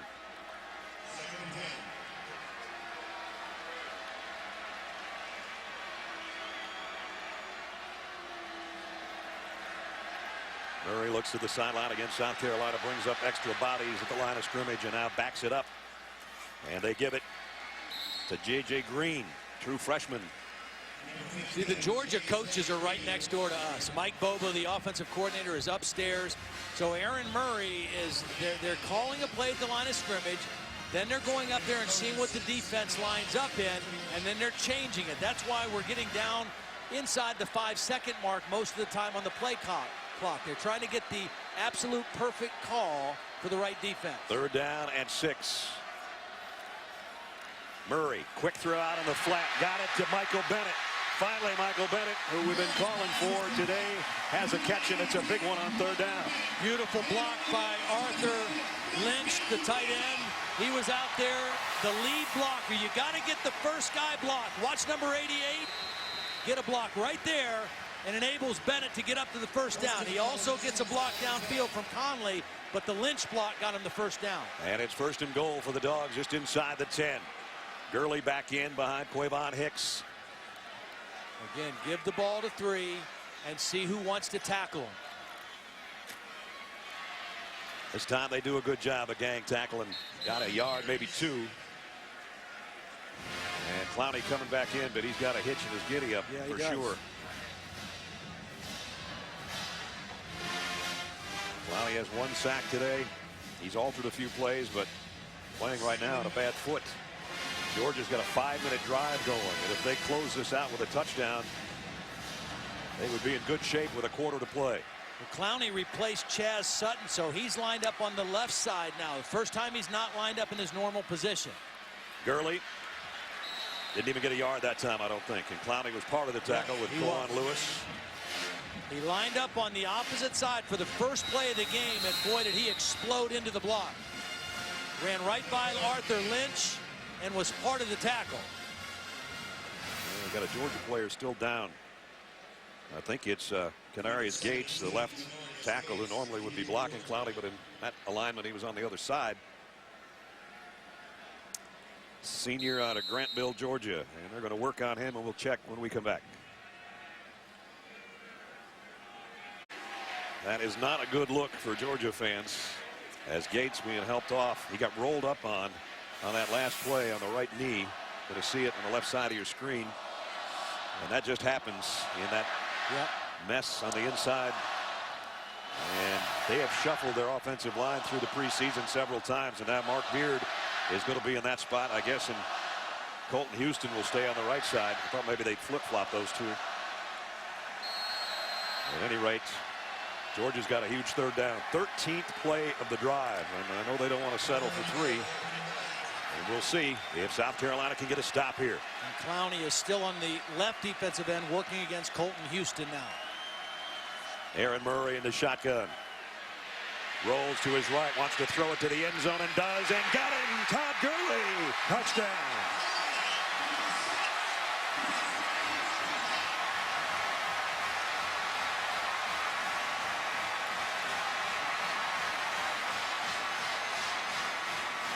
The 3rd touchdown pass of the game for Aaron Murray. Aaron Murray is not as prone to leave the pocket as Connor Shaw, but he is certainly capable of extending plays that way. A beautiful job eluding J.T. Surratt and Jadeveon Clowney, and a nice adjustment on the scramble by Todd Gurley. That is the first receiving touchdown of Todd Gurley's Georgia career, and it was a huge one with 18 seconds remaining in the 3rd quarter. Aaron Murray is going to feel pressure from his right. Clowney and Surratt, he buys time, and Gurley did a beautiful job of, that wasn't the intended route, but when he saw his quarterback scramble, he broke out towards the sideline, and Murray was able to hit him for the touchdown. So Murray's hit both of his tailbacks, Marshall and now Gurley, for scoring tosses. And he got planted as he let go of the football, but he knew that it was in the hands of Gurley in the end zone. They don't hurt nearly as much when you know there's a touchdown on the other end. Exactly. Well, that is 98 career touchdown passes thrown by Aaron Murray. Peyton Manning at 89. Danny Werfel, a Heisman Trophy winner, at 114 with Steve Spurrier at Florida. And so he moves up the all-time list. He's the all-time Georgia leader. He's still got Eric Zier and David Green to catch as far as yardage totals. But today, win or lose, I think he's kind of exercised the demons of playing against South Carolina. Don't you agree? He's played a really nice game so far. Now they got a big quarter to play. Yep. But so far he has played admirably. Barber to kick. Sean Carson on the other end will have a chance at this one from the 3-yard line. Carson stood up at the 20 and down he goes right there. Nice job by the Bulldogs special teams as we check in with Reese Davis. Reese? Brad, time for an innovative look brought to you by AT&T. Notre Dame and Michigan on ABC tonight. In the Irish opener against Temple, watch how beautifully Tommy Reese orchestrates the offense. Safety jumps the underneath route, leaving one-on-one with DeVaris Daniels, and right in the middle of the end zone, the touchdown pass. Reese threw for 346 yards in the opener. We'll see him take on the Wolverines tonight. That we will later on this evening. Right now we got an afternoon ball game that has turned into evening. A lot of shadows on the field at Sanford Stadium between the hedges. Big shadow over Connor Shaw right now. Can he bring his team back from 10 down? And it's Davis getting to the corner. Davis down the sideline. Mike Davis. He might go all the way. Finally brought down around the 5. And again showing speed that a lot of people didn't think he had. What a huge run. Well, a couple guys got caught taking bad angles to the football. Trey Matthews, number 28, and Josh Harvey Clemens both underestimated the speed of Mike Davis. A 74-yard romp has put South Carolina in business to start the fourth quarter when we return.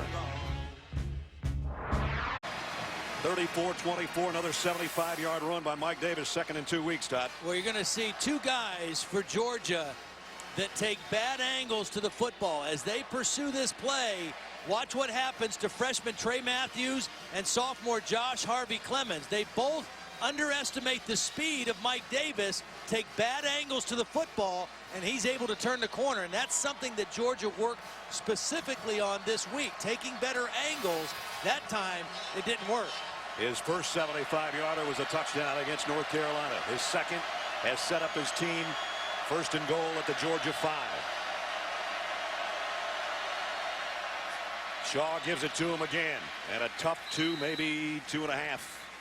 Rameek Wilson made the stop.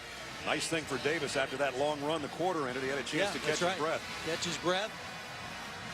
Last week in the Clemson win over Georgia, this is the part of the field where they utilized Taj Boyd, the quarterback, as a runner. Davis in the middle of the pile, and not much there, if anything. It'll be third and goal. I don't think we have to stress too much that this is the biggest third down of the game. And the Georgia defense and the fans are aware of that.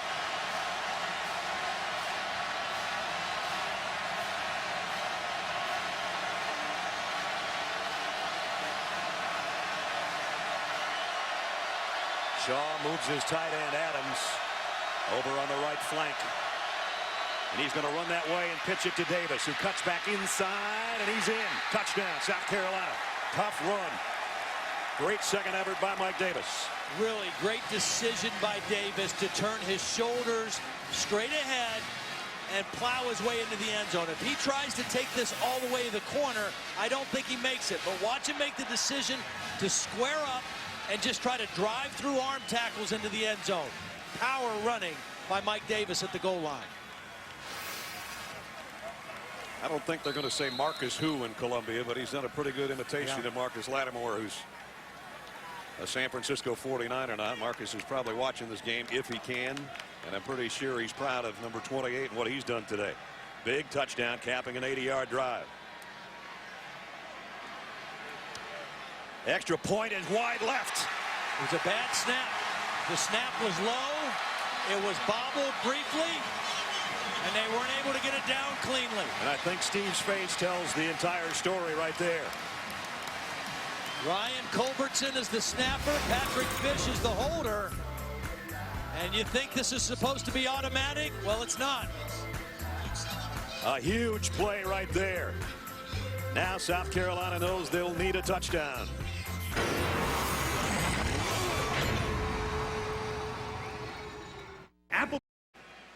The DirecTV drive to the national championship mobile studio has been traveling across the country, following the biggest stories in college football. A mobile studio right here in Athens, Georgia today. TJ with a little honk. It's almost a home game for TJ. Yeah, it is. Yeah. You were out the bus this morning. It's my guy, TJ Tart. One of the best. Think about special teams plays today. Georgia risked an onside kick, took it in for points. They dropped a punt snap. Right. South Carolina turned that into points. And now South Carolina, on a bad snap, a bad hold, and a bad kick, are 4 points behind instead of 3 here in the fourth quarter.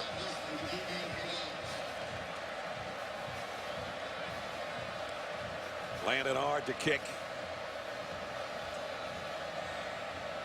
Justin Scott Wesley waits way down on the other end.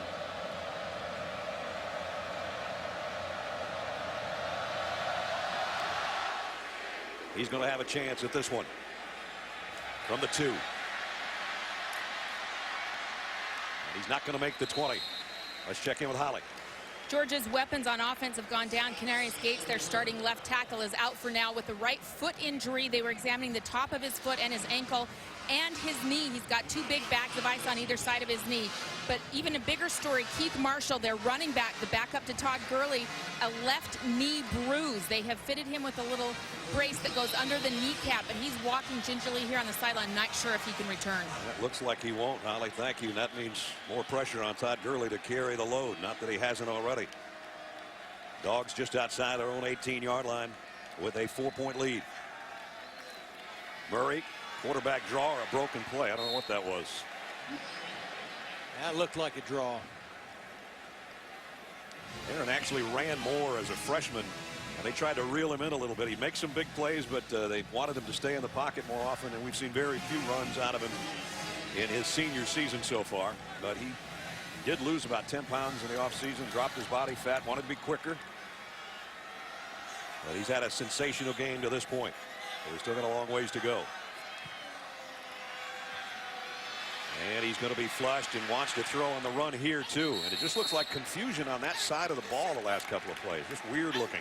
Well, that was supposed to be a quick throw that wasn't there. And South Carolina with 2 good plays on 1st and 2nd down, forcing a 3rd and long.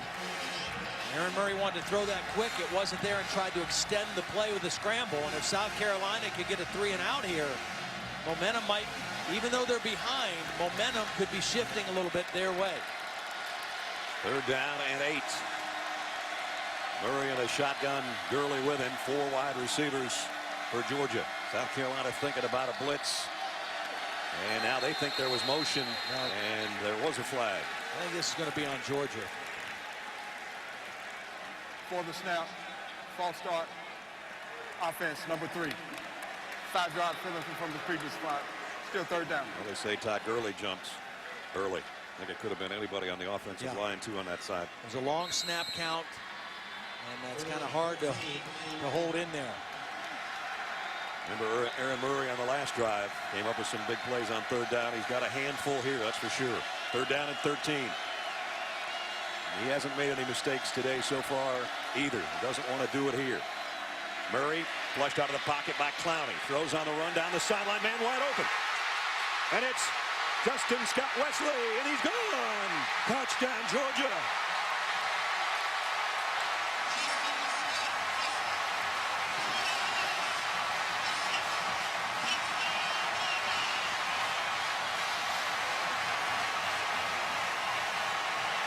An 85-yarder for Aaron Murray.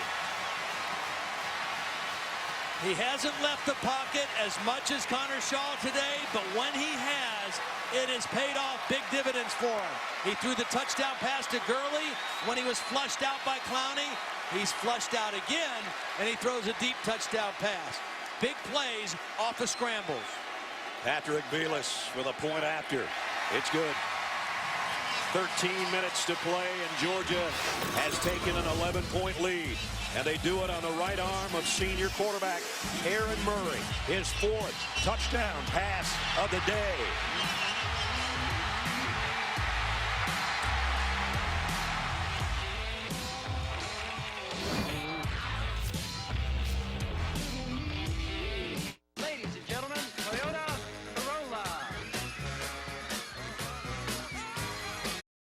is presented by Cars.com. Get the right car without all the drama. Cars.com. All drive, no drama. And in part by Toyota Care. Caring for you and your car.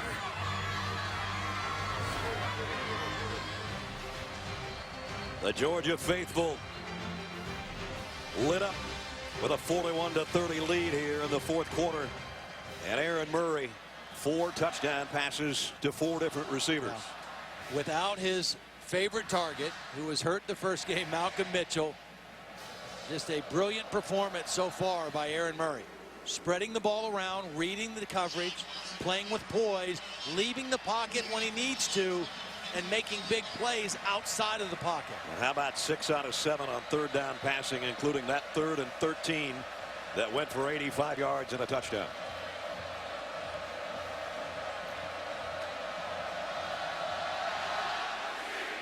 As the shadows cover the field here between the hedges, Sean Carson takes the kick at the goal line.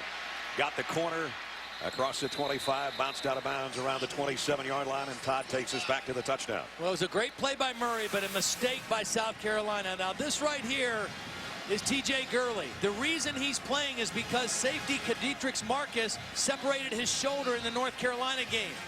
The corner, Ahmad Christian, thinks he's going to have help from the safety. He turns loose the outside receiver, Scott Wesley, and the safety wasn't there to help. And that was a miscommunication between the backup safety Gurley and the corner Christian. 3rd down and long, you never turn somebody loose down the sideline like that. Now can the other senior quarterback rally his Gamecocks? Connor Shaw and his team down 11, and he comes up firing. On the far sideline, almost intercepted over there by Brendan Langley, as Connor Shaw sort of hung that one up there for Demir Bird. Well, that was a long throw because they're on the left hash and they were throwing to the right sideline. So just as you said, that ball stays in the air a long time, and that enabled Langley to make a play on it. They've picked on him the entire game, but that time Langley was in position to make a play on the ball. Connor Shaw, whose 3 losses as a starter have come on the road, has only hit 1 of his last 6 passes.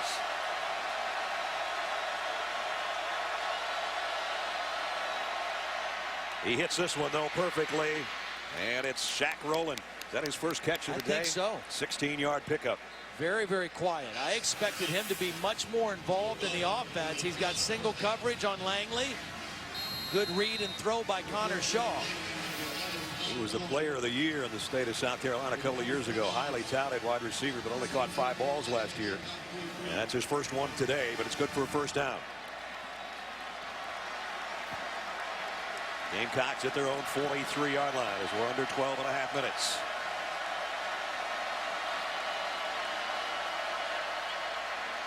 Shaw, plenty of time. Fires near sideline. High catch made by Shaq Rowland again. And another first down. What Rowland did a nice job of here, again, working on Langley as he used his body to stay between the defender and the ball. Watch him kind of box out like a basketball rebounder and then go up high and catch it at its high point. So South Carolina's got something working here. Shaw in the gun from the 44, back to the ground, and this one will be back to the line of scrimmage, and that's it for Brandon Wilds. Don't forget, when we're done, coming up later tonight, Notre Dame and Michigan, the Big House. Number 14 and number 17 tangling tonight at 8 on ESPN, and also watch ESPN. I think the pictures in that promo, that's where Brady Hoke called him a chicken, right? For right. not playing him anymore. And Brian Kelly sort of changed his tune on how big a rivalry it was, too, about midweek. This is a pretty good rivalry. South Carolina's owned it the last 3 years. Georgia in the lead here, and Shaw comes up firing to Rowland. His 3rd catch on this drive, and he's got it inside the 25-yard line.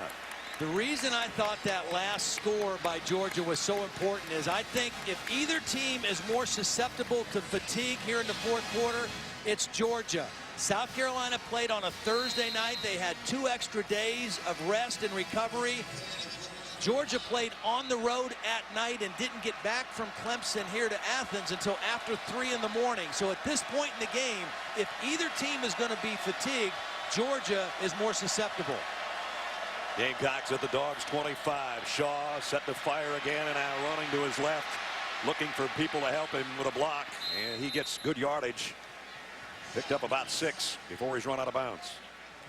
But again, that score was so critical because when it was a 4-point game and it was just 1 score away, that fatigue could have really been a factor with the running game of South Carolina, just trying to grind it out.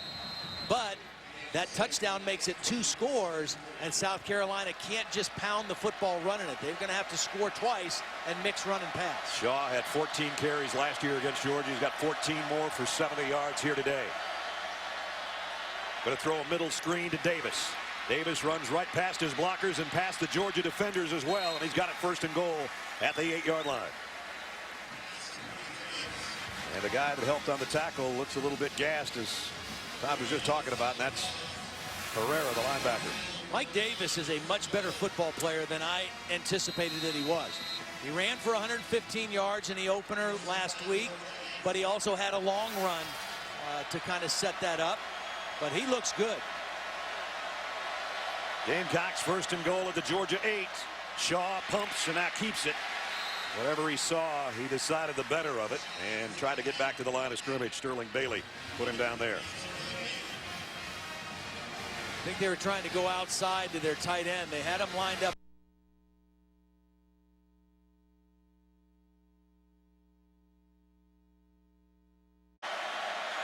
2nd and goal. South Carolina from the 9. Shaw, quarterback draw all the way this time, and Shaw is down to the 3.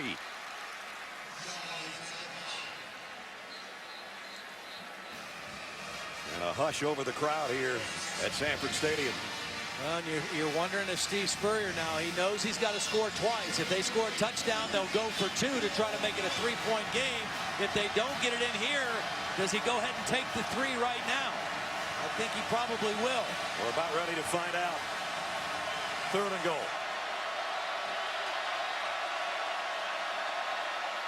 Davis inside. And man, that whole pile moved a lot closer to the goal line than I thought it was going to. Again, that looks like a tired looking defense a little bit. Now they're going to mark him just short. And because it's just inside the 1, I think now Steve might go for it. And again, an extra surge there by Davis. And his helmet actually got to the goal line. The football didn't. And this might be the whole ball of wax right here. 4th and a foot.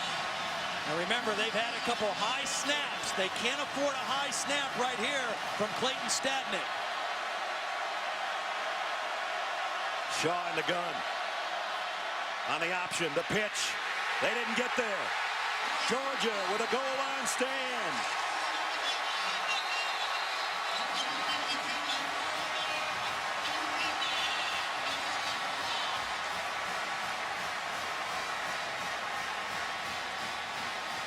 Penalty marker at the end of the play.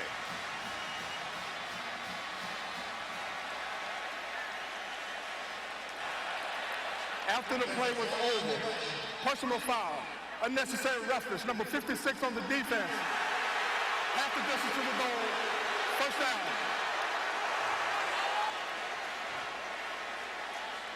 Well, it was a dead ball foul, so the ball still belongs to the Bulldogs, but they're inside their 1-yard line. So Steve Spurrier gambled on 4th down. The snap was a little bit high, but I don't think it disrupted the timing of the play. Just a nice job by Herrera maintaining leverage, forcing it back inside, and making a solid tackle. Todd Grantham's defense comes up with a big stop, and Steve Spurrier disgusted.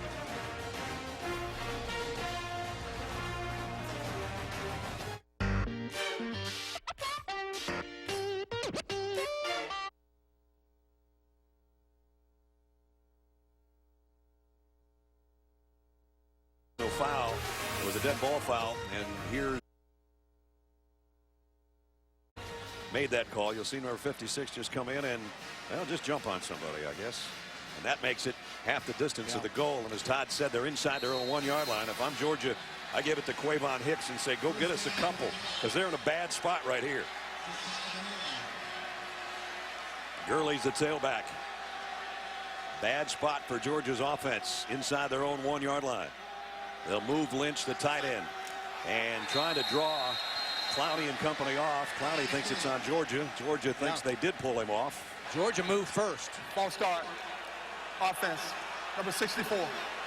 Half the distance to the goal. First down. Now, I agree with you. I would have just given it to the fullback on first down and maybe on second down tried to use the snap count. But not on that first down play. You just don't want to take any chances inside your 1 yard line. I mean, that football can't get any closer without touching the goal line. You might have to quarterback sneak this one.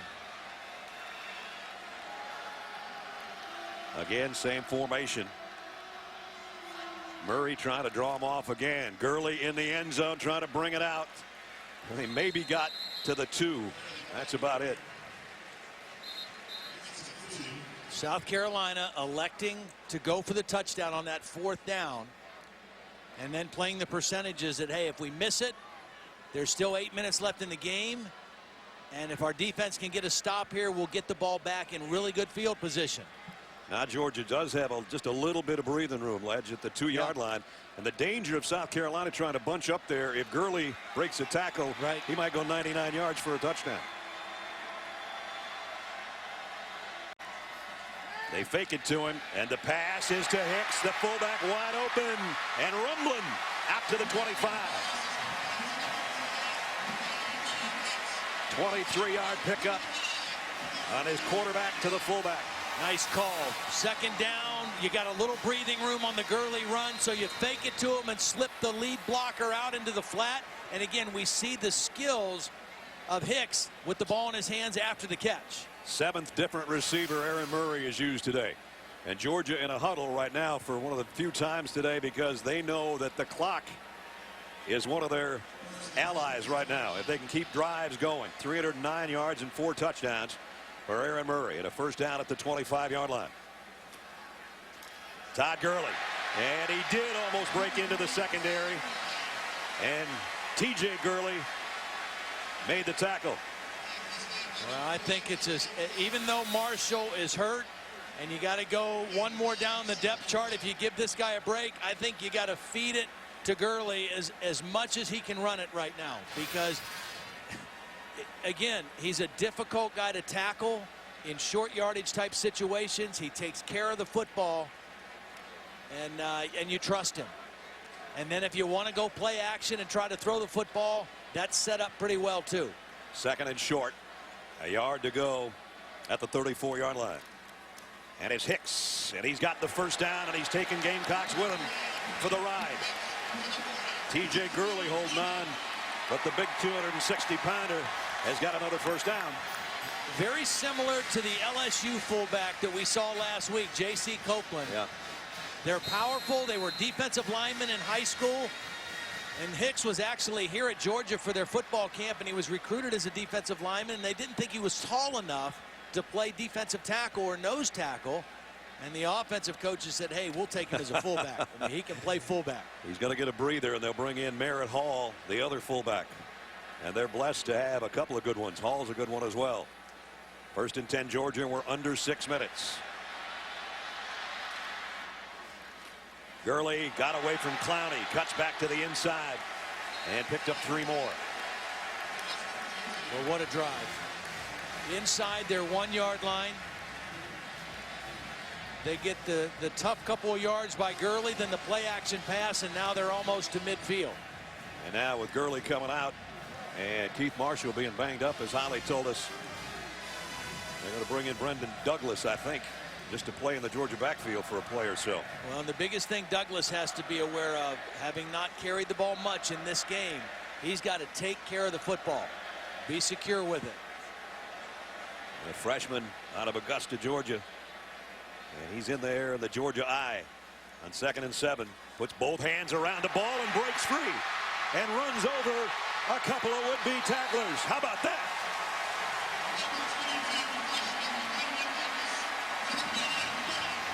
Look at the smile on Gurley's face. This is just power running. Great blocking at the point of attack. Dallas Lee, who had the penalty on first down, pulled around and got a key block on the power play. And look at the ball security. Cover it up. Keep it high and tight. Lower the shoulder, and a fresh set of legs gets a big first down for Georgia. Wow. To the 40-yard line. And we talked about the possible fatigue of the Georgia defense. This South Carolina defense showing signs of fatigue right now. Douglas stays in there, gets another carry, and again wraps both arms around it. And still going for a tough 3 more. I didn't expect to see number 22 too much today, but has he ever shown here in the fourth quarter with just over 4 to play? This drive started with 8:28 left.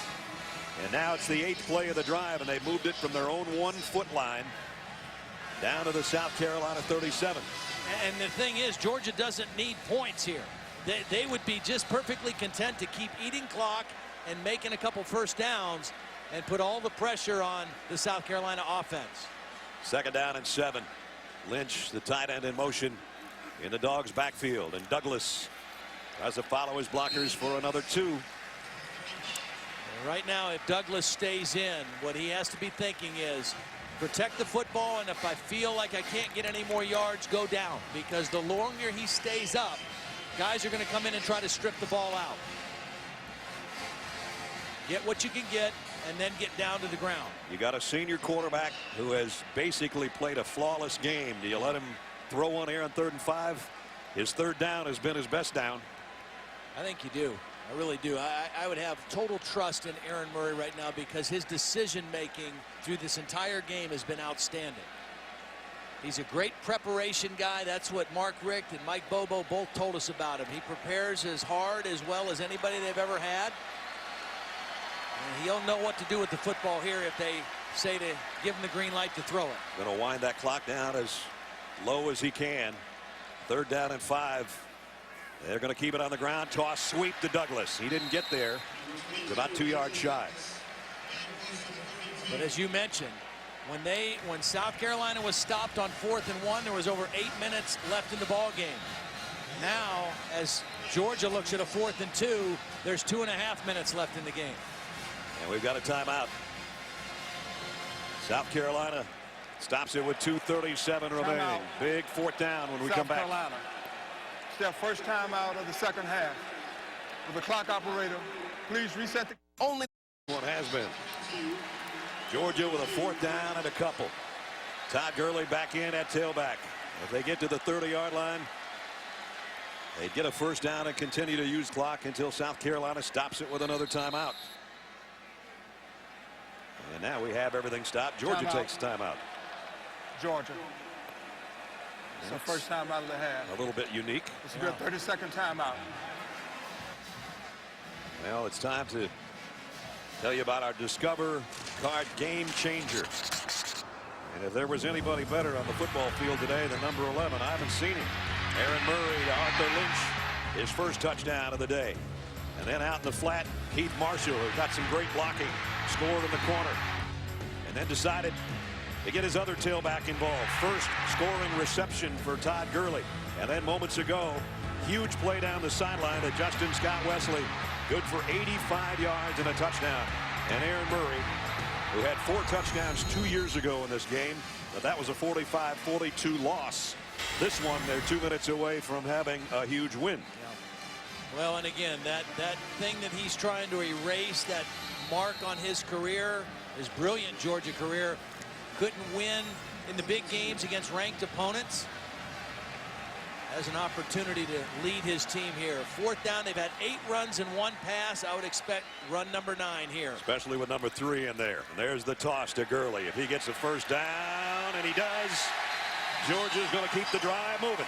And Arthur Lynch leading the way. His tight end just gives him a shove in the chest. Well, a huge day for number 3. Gurley got a nice 3-play break on the sideline to catch his wind, to get a drink, and when he came back in for this play, he had pressure-looking legs, and he's able to turn the corner. Nice block from his right guard, Chris Burnett. And he lost a tire along the way, so he's going to put his shoe back on, and Douglas will come back in at the tailback spot. Clock's going to wind its way down around 2 minutes here. Murray at the very last second gives it to Hicks, the fullback, and he's just holding on to the football for dear life. Maybe got a yard. You know, the one thing that I really like more about the Georgia offense than the South Carolina offense, they both have good players, good schemes.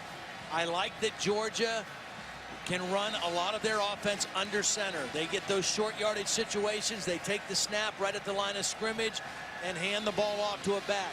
South Carolina is exclusively out of the shotgun. When they were 4th and 1 on the 1-yard line, when they took the snap, they were 6 yards away from the goal line. It's a real handicap, I think, at that part of the field.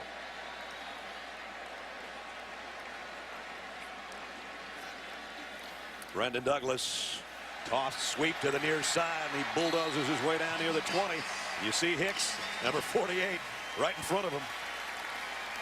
What a luxury to have a guy that can just bulldoze people and open up holes. Well, not only that can, but that is willing to and likes to. I mean, he likes to block. He likes to put his face on people, and that is, you just don't find those guys. Plus, he's got a cool face mask. That is sweet. You can't wear those in the NFL without special permission anymore, starting this year. And you can't wear that if you're not a thumper, if you're not somebody that really is going to knock people around. I mean, it just wouldn't fit.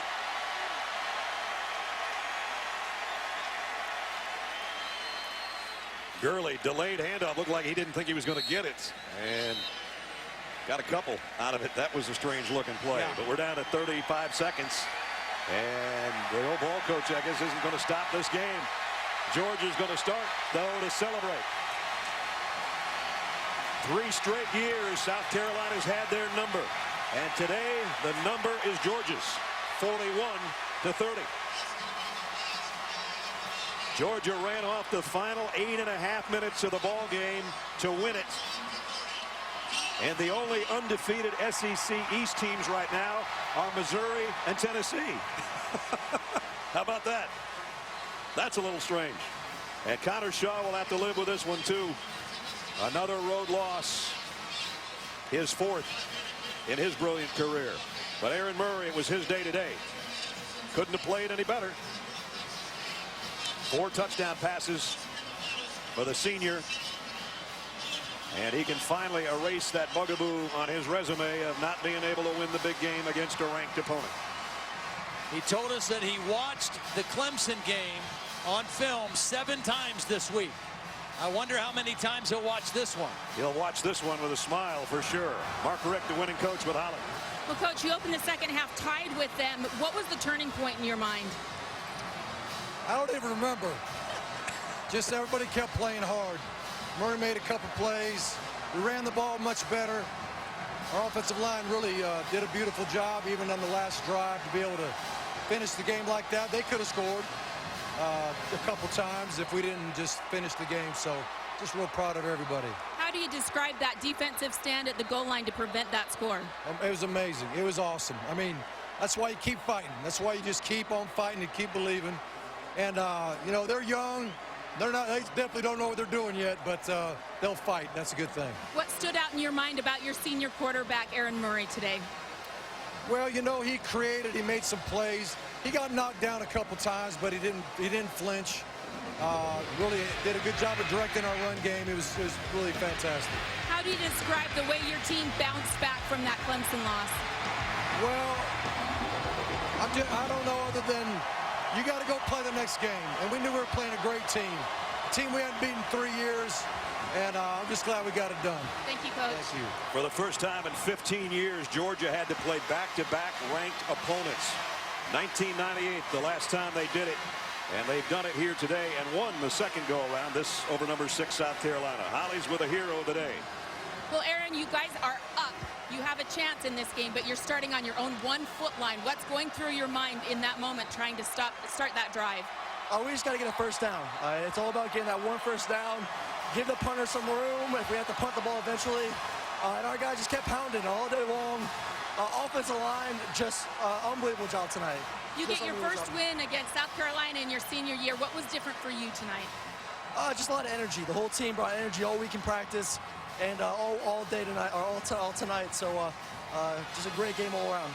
Thank you, Aaron. Thank you. Well, a tale of 2 drives. South Carolina went 72 yards in 11 plays, and Georgia with a goal line stand took over, went 8 minutes, 28 seconds on a 13-play drive to win it. Georgia with a victory, a big one in the SEC East. 41-30 our final. College football scoreboard's coming up next. This has been a presentation of ESPN, your home for the Vizio BCS National Championship. For Ty Blackledge and Holly Rowe, Brad Nessler from Athens. So long as we send it back to the studio, guys.